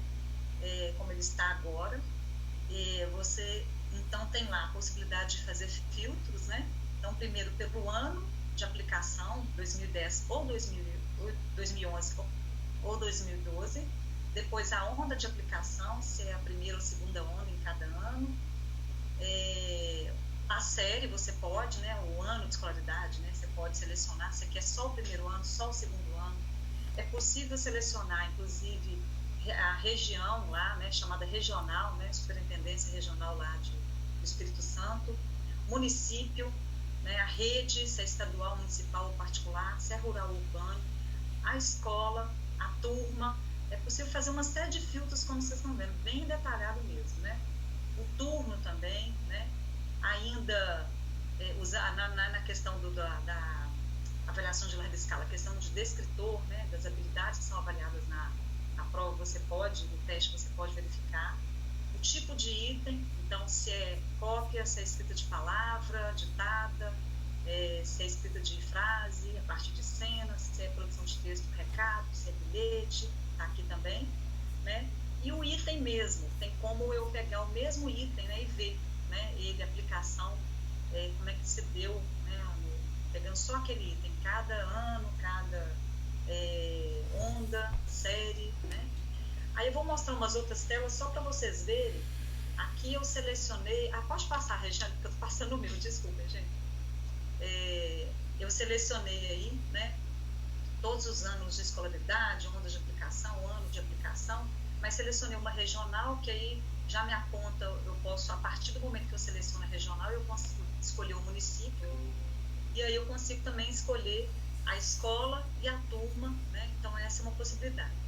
Isso aí a gente consegue ver, né, como é que é essa questão da aquisição, dentro da turma, né?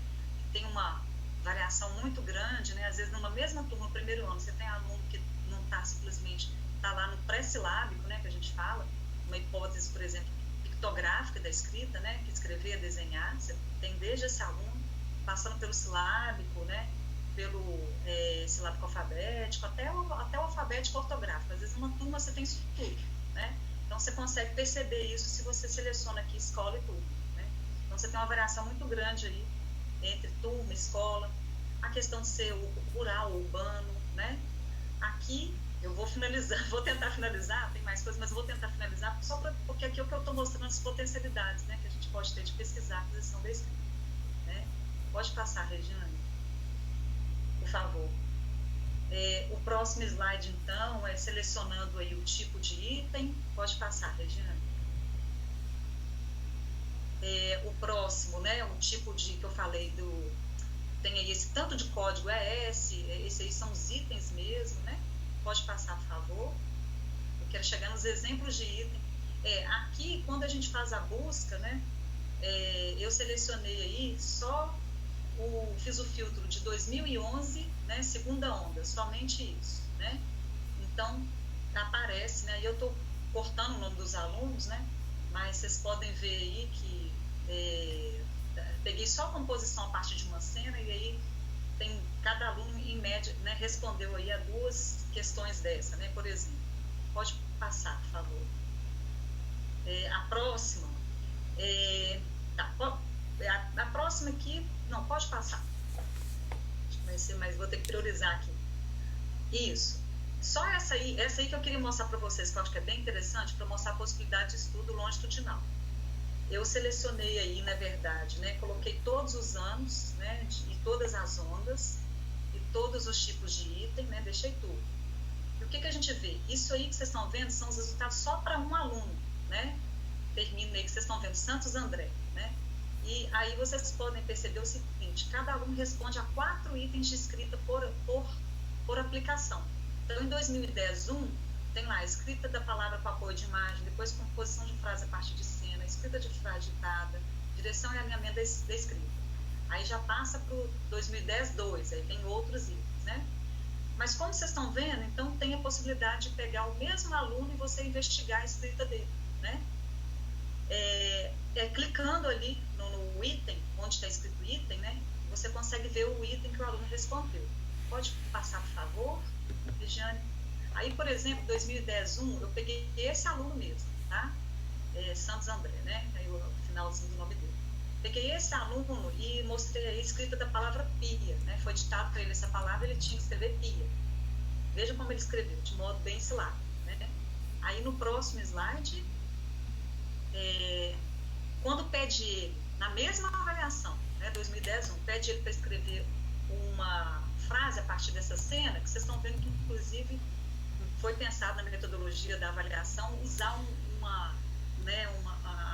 desenho, instigar o aluno a escrever a mesma palavra que ele escreveu na palavra ditada, né? Então, Raquel, eu vou pedir para você tentar ir para a conclusão, para a gente poder ter pelo menos uns 5 minutinhos de debate. Tá certo, Ronaldo. A última coisa que eu vou mostrar, então, 2010, as últimas produções dele, 2010, 2, né? Ele já está mostrar que quando é na saída, início do ano, em fevereiro, na verdade, fevereiro, março, normalmente. Vocês viram que escreveu de modo silábico, né? Já no final do ano, de modo ortográfico, aí, pelo menos essa palavra avião, né? Mas, desculpa, pode passar. E, então, escreveu aí de modo já até ortográfico. E por último, né? Aí em 2010, 2, né? quando ele vai escrever a frase a partir de uma cena, né, espontânea, não foi digitada, a partir de uma cena, aí já aparece, né, não é, aí tá aí, ama mamãe, né, mamãe tá rasurado, mamãe, o neném, do neném, ao, né, a gente não, mas vocês veem que já não é essa escrita, né, ortográfica, né, exatamente. Bom, pessoal, eu teria mais dados aí para mostrar, mais exemplos. Acho que pode passar, por favor, Regiane. Né? Mais exemplos. Aí ele é um ótimo copista, isso aí é um dado dele de 2010-2, que é onde ele está copiando, né? Copia otimamente bem. Pode passar, por favor. E aí, acho que é isso. Vamos para as considerações finais? Pode ir passando, Regiane. São mais exemplos aí que eu ia dar de produção de texto, né? Pode passar. E é isso, né?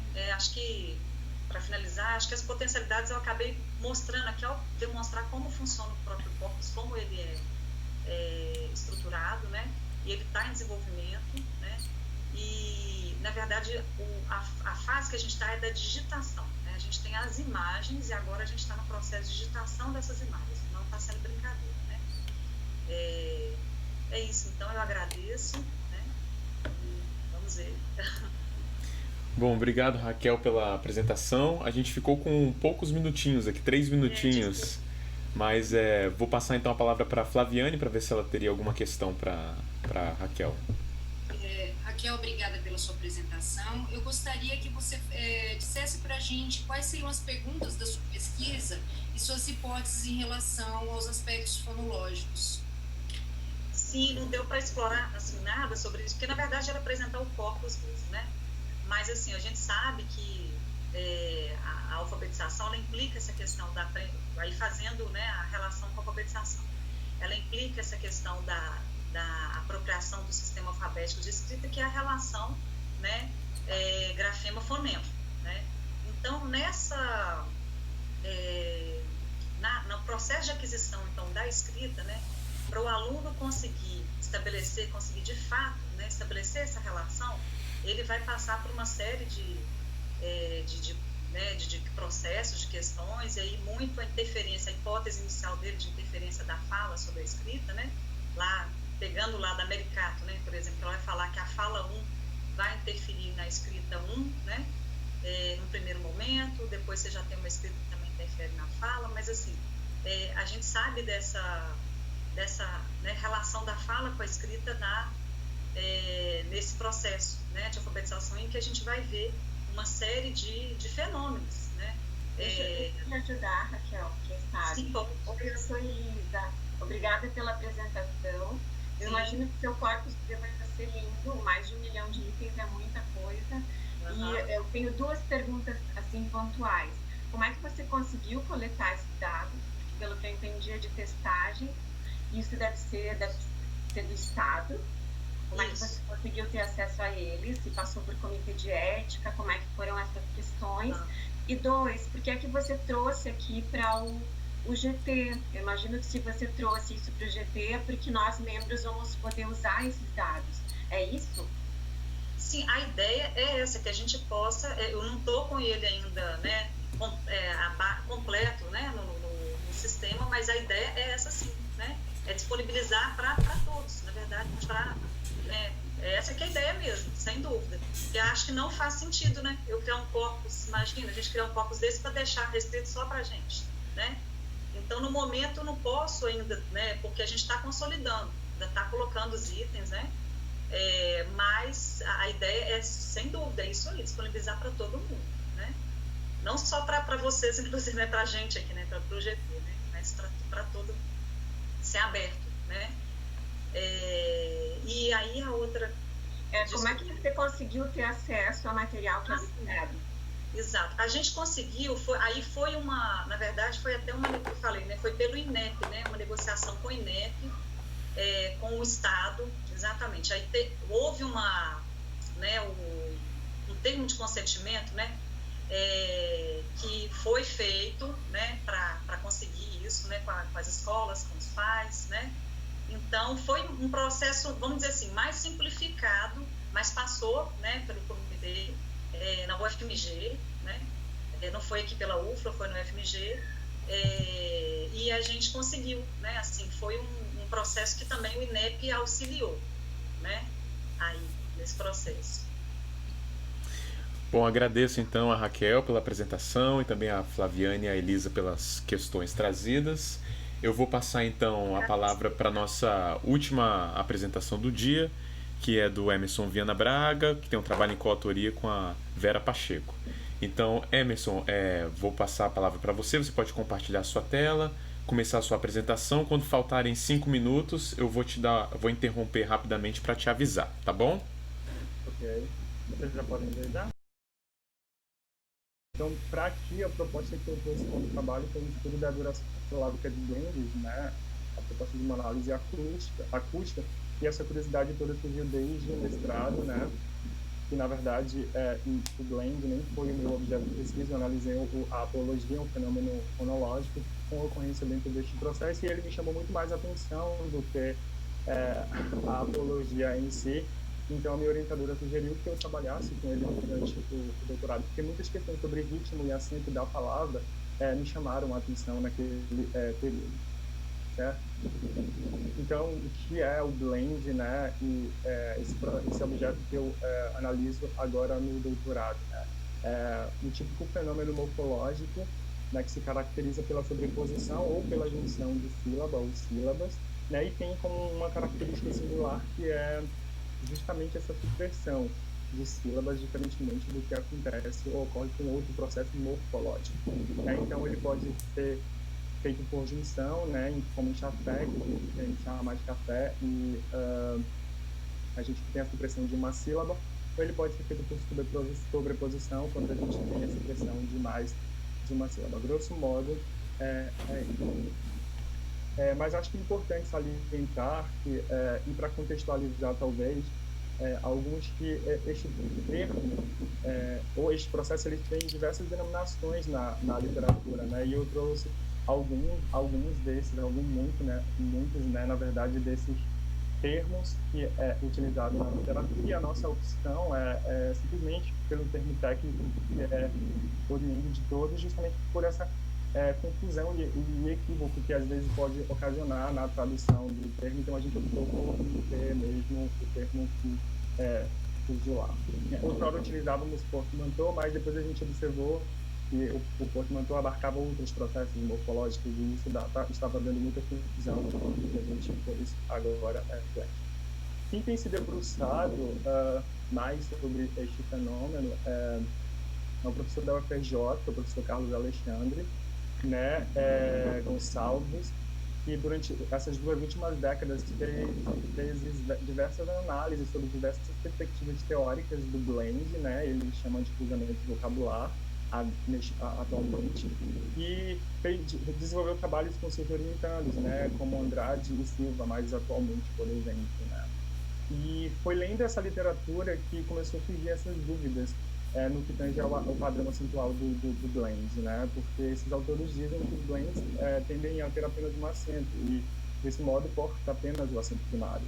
Eles dizem isso. E a minha intuição era de que não era exatamente isso que acontecia, né? Mas era tudo ainda no plano das ideias. E como a minha orientadora trabalha com acústica, e não havia nenhum trabalho na literatura com blends assim e acento na acústica, então ela sugeriu que nós tentássemos desenvolver um projeto e fazer um trabalho dessa natureza. Antes de mais nada, eu queria também salientar que se trata de um experimento piloto também, porque, né, como estava tudo ainda muito incerto, e então a orientadora sugeriu que nós fizéssemos um estudo piloto para a gente tentar ver o que ia ficar para trás e tentar montar uma metodologia para a tese, de modo a gerar uma metodologia que fosse mais adequada, mais eficaz. Então, por isso que nós fizemos esse estudo piloto, então algumas coisas podem não ficar tão claras, justamente porque a gente não analisou alguma coisa. E aí nós fizemos um recorte aqui mesmo para as palavras simples, né? Porque, como o Polichamo defende, palavras simples eles comportam um acento primário. E aí ela fala de outros processos morfológicos, como composição e derivação, por exemplo, né? Em algumas dessas vão ter acento primário e secundário, enquanto outros terão. Para esse trabalho aqui em particular, eu trouxe apenas análise de blends em comparação com palavras simples. Então, essa é a estratégia mesmo, é comparar a questão do acento em termos estatísticos e de porcentagem, o padrão acentual ou o acento em blends e em palavras simples. Então, o objetivo aqui é investigar a marcação de acento em palavras formadas por blend por meio da duração relativa da sílaba. E é outro detalhe importante que aqui será feita análise da duração relativa da sílaba de blend de palavras simples. Né? Então, surgiu a seguinte pergunta a partir dessa literatura que eu estava lendo, que foi se os blends possuem uma sílaba mais longa, como ocorre em palavras simples. E aí, a especificidade daqui é em termos acústico. Ela possui, de fato, uma sílaba mais longa do que as palavras, como as palavras simples, né? A minha hipótese, ou a nossa hipótese, é de que os blends tendem a ter duas sílabas mais longas, né? O que evidencia o comportamento no que se refere evidenciando o comportamento no que se refere à duração silábica, né?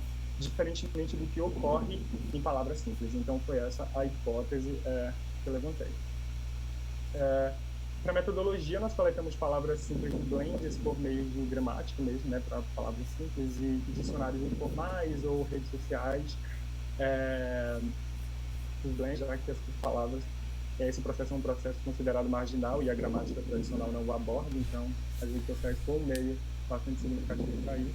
Nós fizemos a gravação em cabine acústica com 3 sujeitos do mesmo sexo, e embora a gente não tenha como falar dessas variáveis de sexo e idade, mas sujeitos tinham entre 18 e 20 anos de idade, e foram feitas 3 repetições, que a priori seria excluída a primeira, dada a peculiaridade do blend, né, de ser uma palavra diferente, então o sujeito ele ia tomar um susto ao ler as palavras, e aí então a opção seria tirar a primeira gravação.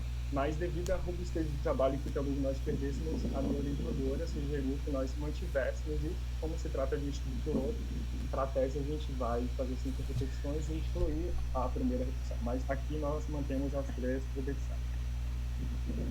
As palavras foram colacadas em frases de veículos, né? Então a gente disse a palavra para ele justamente como forma de homogeneizar esse campo fonético dessa palavra. Então por isso ela foi colocada, essas palavras foram colocadas em frases de veículos. A análise foi feita por meio de MacBook, um microfone profissional, que o laboratório dispõe. A análise acústica foi feita no software da arte. Para a parte de estatística, nós mensuramos a duração relativa de todas as sílabas que compõem os blends, né, e as palavras simples. E a análise estatística que nós utilizamos foi a nova um critério, justamente porque ela permite análise de variância, né, e dá um valor de PE mais claro. E o nível de significância que nós adotamos foi 0,05, em que menor ou igual a 0,05 é que seria considerado significativo, e maior que isso seria considerado não significativo. E aí nós desenvolvemos, né? Primeiro nós fizemos essa análise estatística, então a gente mensurou lá a duração relativa, a duração da sílaba, de uma sílaba com relação à palavra inteira, então foi de cada sílaba com relação à palavra inteira. E nós tivemos a média das sílabas das 3 repetições, essa média da duração relativa das sílabas das 3 repetições. Né? E, majoritariamente, nas palavras simples de sílabas, é interessante também salientar, porque a gente separou, né, em tamanho, as palavras por tamanho de sílaba, de sílabas e de trissílabas. Como a gente naquele momento nós não tínhamos encontrado ainda um blend, uma palavra que pudesse ser simples polissílaba, a gente não colocou polissílabas. Então a gente analisou de sílabas e trissílabas. O valor de P majoritariamente mostrou-se significativo, né? Então a diferença é significativa na duração relativa das sílabas, mas o sujeito 2, essa diferença na palavra bolo, né, ela não é significativa. Ela não foi significativa e muito possivelmente dado a forma como, por meio das gravações. Isso são intenções que a gente criou, né, porque a gente não conversou com os sujeitos. E a dificuldade que talvez ele tenha encontrado na primeira gravação de realizar algumas palavras por ficar assustado de achar que a gente iria utilizar a imagem dele e tal, embora ele já soubesse que estava fazendo pesquisa. E aí a gente tem a média da duração relativa dos blends também, que majoritariamente mostrou-se significativa, né? Exceto pelo fato do sujeito 1, esse valor de P, ela não foi significativa, e para o sujeito 2 em Mattel, que também não foi significativa. Né? Então, o valor de P mostrou-se majoritariamente, tanto em blends quanto em palavras simples, uma diferença significativa, né? E aí a gente colocou em termos de porcentagem o que isso queria dizer. Nós estabelecemos, então, um termo que talvez ainda a gente mude, mas no momento era expressividade, né? Qual a diferença que tinha expressiva em termos de porcentagem de uma sílaba com relação à outra, né? Porque já que a literatura até então estava dizendo que teria um acento, os blends teriam que apresentar essa diferença expressiva em termos de porcentagem, como as palavras simples apresentaram, por exemplo. Então aqui a gente percebe que os dados mostram que essas palavras simples é a porcentagem expressiva da sílaba tônica com relação à átona. Então, né, a gente vê em termos de porcentagem que a tônica ela tem um valor maior e muitas vezes acima de 50% com relação à átona, obviamente por ter duas sílabas. E aí veio a curiosidade dos blends, né, em que essa comparação, a porcentagem, obviamente, ela da sílaba tônica em relação à átona, ela é mais discreta. A gente percebe que há muita pouca diferença de porcentagem com relação a um outro. E a curiosidade maior de tudo isso é que, neste caso, Mattel tem uma das sílabas com a estrutura silábica concorda. Então, a gente presumiria que essa sílaba ela seria muito mais teria uma porcentagem muito maior com relação à primeira sílaba. Mas aí a justificativa que nós achamos, né, já discordando do professor Gonçalves, que dizia que geralmente eles trazem apenas o acento de uma das bases e majoritariamente da segunda base, essa primeira sílaba de Mattel, na sílaba que é oriunda, que é a palavra mata, ela é a sílaba tônica. A nossa intenção, então, é de que talvez essa sílaba ela esteja trazendo consigo marcas da situação da sua palavra de origem. Então, por isso que talvez essa diferença não seja tão significativa quanto, então, em termos de porcentagem, ela não seja tão diferente quanto que é da palavra simples, né? Porque foram duas palavras que já passaram pelo mundo de modo geral e elas estão se juntando. Então, elas trazem marcas, né, de sua palavra de origem e marcas de acento e de ritmo mesmo. Essa é a intuição que a gente tem a priori, né? Então, isso pode ser um indício de que o padrão acentual dos blends seja diferente dos de palavras simples, certo? E aí a gente fez isso também com palavras trissílabas. Emerson, faltam 5 minutos, tá? Ok, professor, obrigado.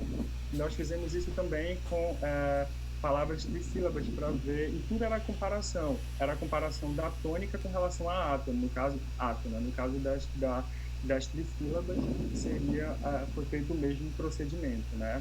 Então, neste caso, foi totalmente diferente, foi totalmente significativa a diferença entre as sílabas, né? Não teve nenhuma que não apresentou diferença significativa. Deixa eu tentar.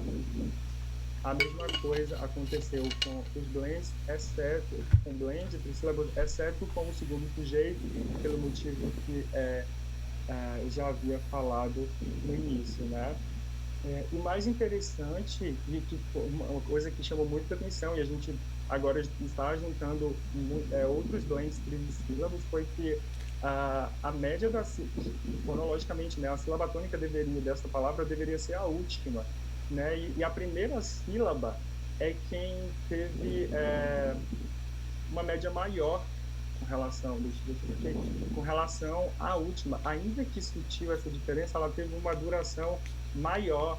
E aí, acho que a mesma coisa que está acontecendo, essa é a nossa intuição também, com Matel, a gente está acontecendo com sacolé, né? Porque a palavra de origem da primeira base, que é saco, ela traz, ela é a sílaba tônica também.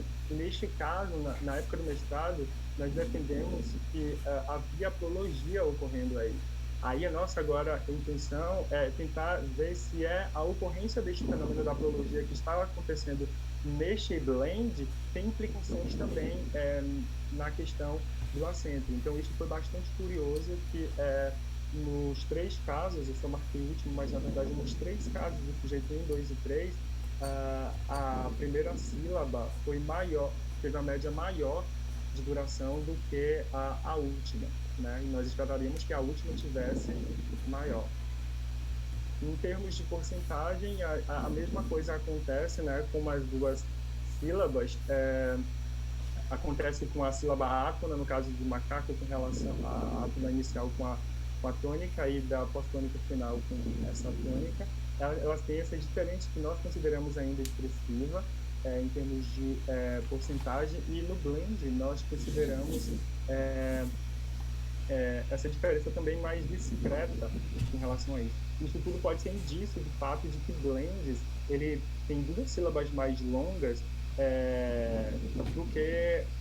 diferente do que acontece com as palavras sílabas, né? E aí eu só reafirmo que em termos de porcentagem também a primeira sílaba ela apresenta maior duração relativa, né? Essa diferença ela é sutil, mas ainda é bastante curiosa, né? Porque em termos fonéticos não é o que está acontecendo como esperaríamos com os blends, né? E aí as nossas considerações preliminares, né, a gente considera que os dados mostram que por meio da duração relativa blends, tanto quanto palavras tendem a apresentar majoritariamente diferença significativa entre as sílabas, né? Os blends não possuem acusticamente duração silábica como uma de palavras simples. Por meio desses dados a gente pôde observar isso, e eles apresentam 2 sílabas mais longas. Os próximos passos que a gente vai tentar fazer agora é analisar com relação a outros processos de formação de palavras, como de composição e derivação, né? Para a gente ver se os blends eles têm uma característica parecida com esses processos de formação de palavra, ou se o blend ele tem uma característica peculiar para o padrão acentual. Então, nós vamos fazer toda essa investigação para a gente tentar perceber, né? Porque na pesquisa serão analisados 20 sujeitos e não 3 apenas, para a gente afirmar essas questões. Tudo isso ainda são intuições científicas que nós tivemos com base nesse experimento que foi feito.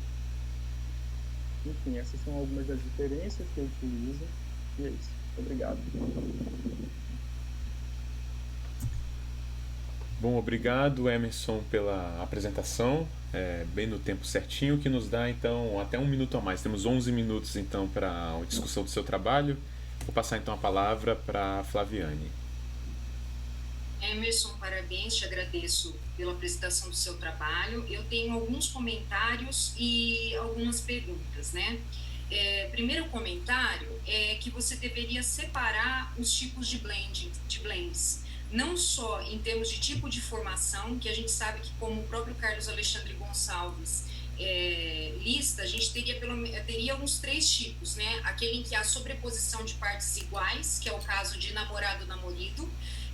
O segundo tipo seria, né, 2 palavras diferentes, como português e espanhol, que daria portunhol, e a gente teria o caso da ressignificação de partes, né, que seriam analisadas como até prefixos, no caso de boa-drasta, e a gente tem a interpretação madrasta, boa-drasta. É análise, né? Então, primeira coisa, dividir esses tipos. E mais que isso, pelo que eu vejo, que fura a tua hipótese é que você não trabalha com todos os blends de uma forma generalizada. Para você provar essa hipótese, que você tem essa diferença de acentos, você tem que realmente pegar um tipo específico de blend que você tenha a primeira parte de acento da primeira palavra e a segunda parte de acento.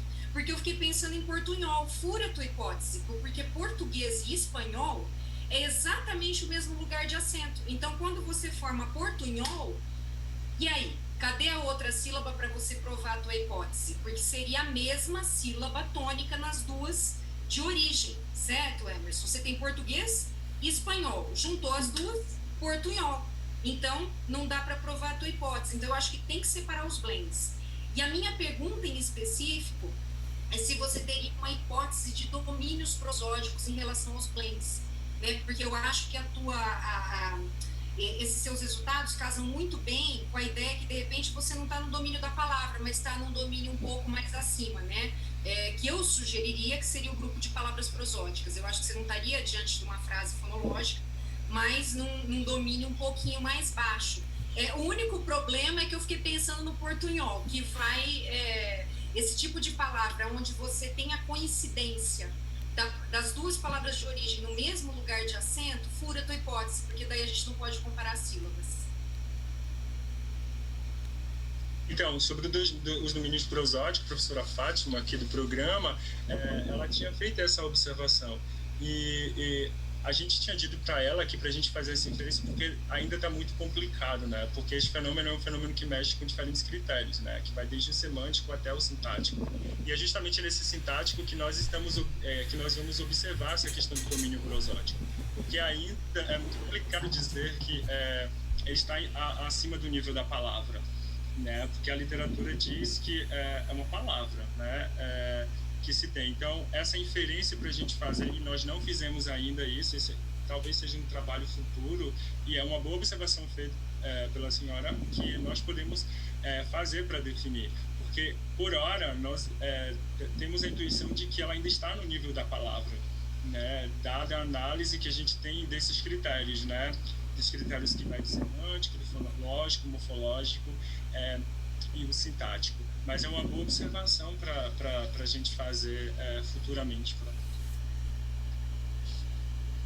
E só para completar rapidinho, professor Ronaldo, nós vamos fazer isso mesmo. A gente categorizou os blends nesses 3 tipos de processos que o professor Carlos Alexandre faz para a pesquisa em si, que infelizmente a pandemia não deixou coletar os dados, e a gente subcategorizou esses blends, né?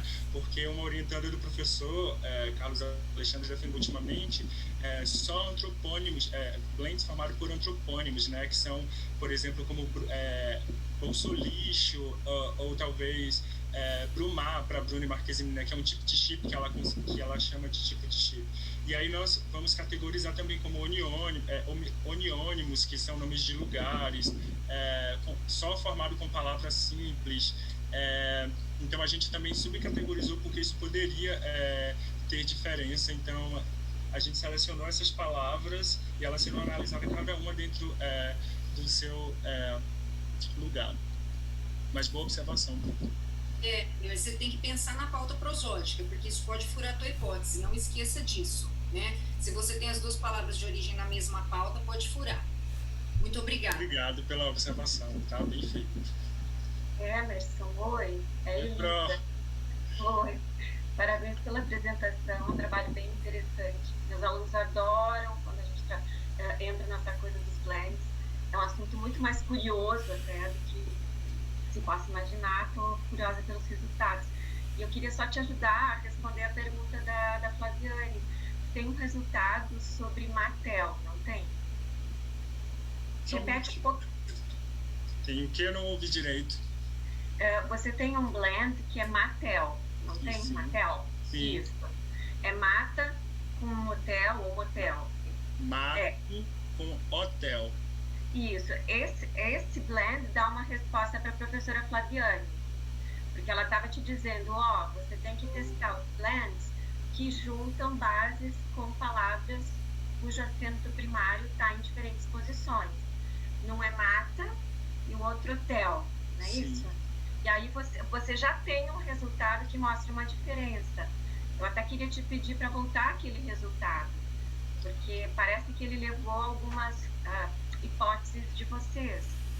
Sua Exatamente. e da Vera. O que é que você tem lá?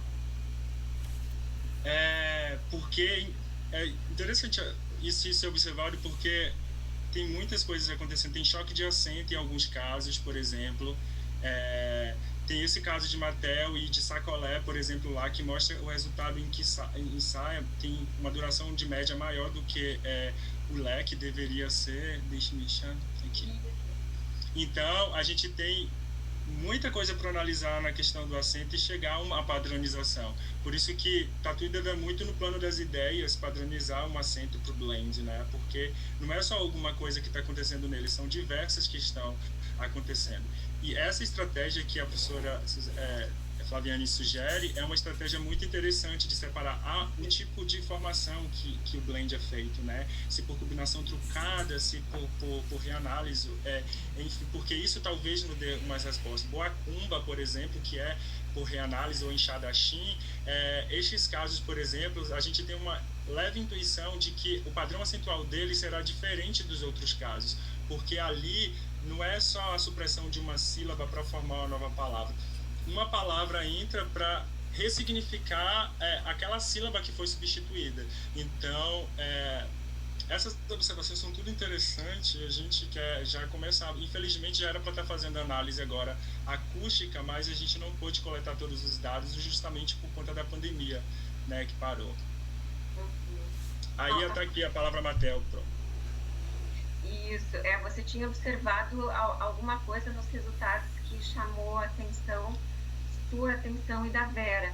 Que foi o fato, exatamente, foi o fato de essa diferença de porcentagem não ser tão maior com relação à outra, dada o fato da segunda sílaba ter uma estrutura silábica com coda, ela ser pesada, né? Isso deveria ter uma duração muito maior que a primeira, né? E não foi. E bolo e café, por exemplo, e tem feto, ela tem uma estrutura silábica que é leve e tem uma diferença, não vou dizer significativa, né, porque eu não estou falando de média, uma diferença de porcentagem muito grande entre si, né? Já em Mattel, por exemplo, que a gente esperava essa diferença de porcentagem muito grande, não houve, ela foi bastante discreta com relação a isso. E é por isso que neste caso a nossa intuição é o fato de a primeira sílaba trazer marcas acentuais de sua palavra de origem, que, por exemplo, em mato, ela é tônica, né? E aí ela traz alguma marca, essa intuição que nós temos de lá da palavra de origem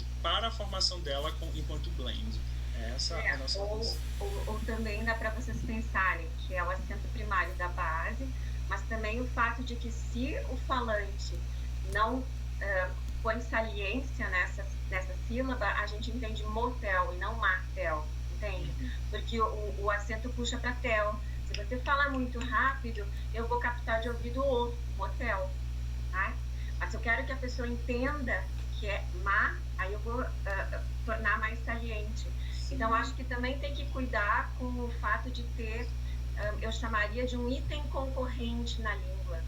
É o que observação, mas você tem motel na língua e tem ma, e aí faz uma concorrência assim meio desleal com o blend. Sim, e aí a pessoa, para a pessoa poder pegar de ouvido, aí eu preciso tornar saliente, um pouco mais saliente, para a pessoa pegar a e não o, até porque são vogais que têm alguma semelhança articulatória. Era só isso para te dizer, e eu acho que a Flaviane está certa, tem de fazer tipos, organizar por tipos até para poder comparar essas coisas.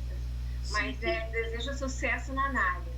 Obrigado, Pro. Só para concluir, professor Ronaldo, por isso que nós na pesquisa nós iremos fazer 5 repetições e a gente vai excluir justamente a primeira, justamente para tentar, né, para ele ter se contextualizando com essa palavra, né, e essa observação é muito interessante para isso. E só para confirmar mesmo que essa observação a gente já fez e que a professora Flaviane sugeriu de separar, porque a gente tem essa intuição de que elas vão ter padrões acentuais diferentes, cada um tipo desse. Enfim, obrigado pelas observações e obrigado pelas contribuições também. Bom, agradeço então o Emerson pela apresentação e a Flaviane e a Elisa pelos pontos levantados. E esse desafio do Emerson de coletar dados nesse ano de pandemia é algo que estamos todos vivendo, né? Os meus alunos de mestrado, então, estão numa situação pior ainda, porque o mestrado voa, né? Meus mestrandos que iam coletar dados esse ano tiveram todos que adaptar as pesquisas. E aí, Emerson, na sua tese, deixe registrado esse contexto sanitário e político adverso no qual o seu trabalho foi produzido. Acho que todas as produções que a gente fizer nesse período, a gente tem que deixar um registro histórico da nossa luta em prol da ciência, mesmo nesse cenário adverso, né? Bom, com essa apresentação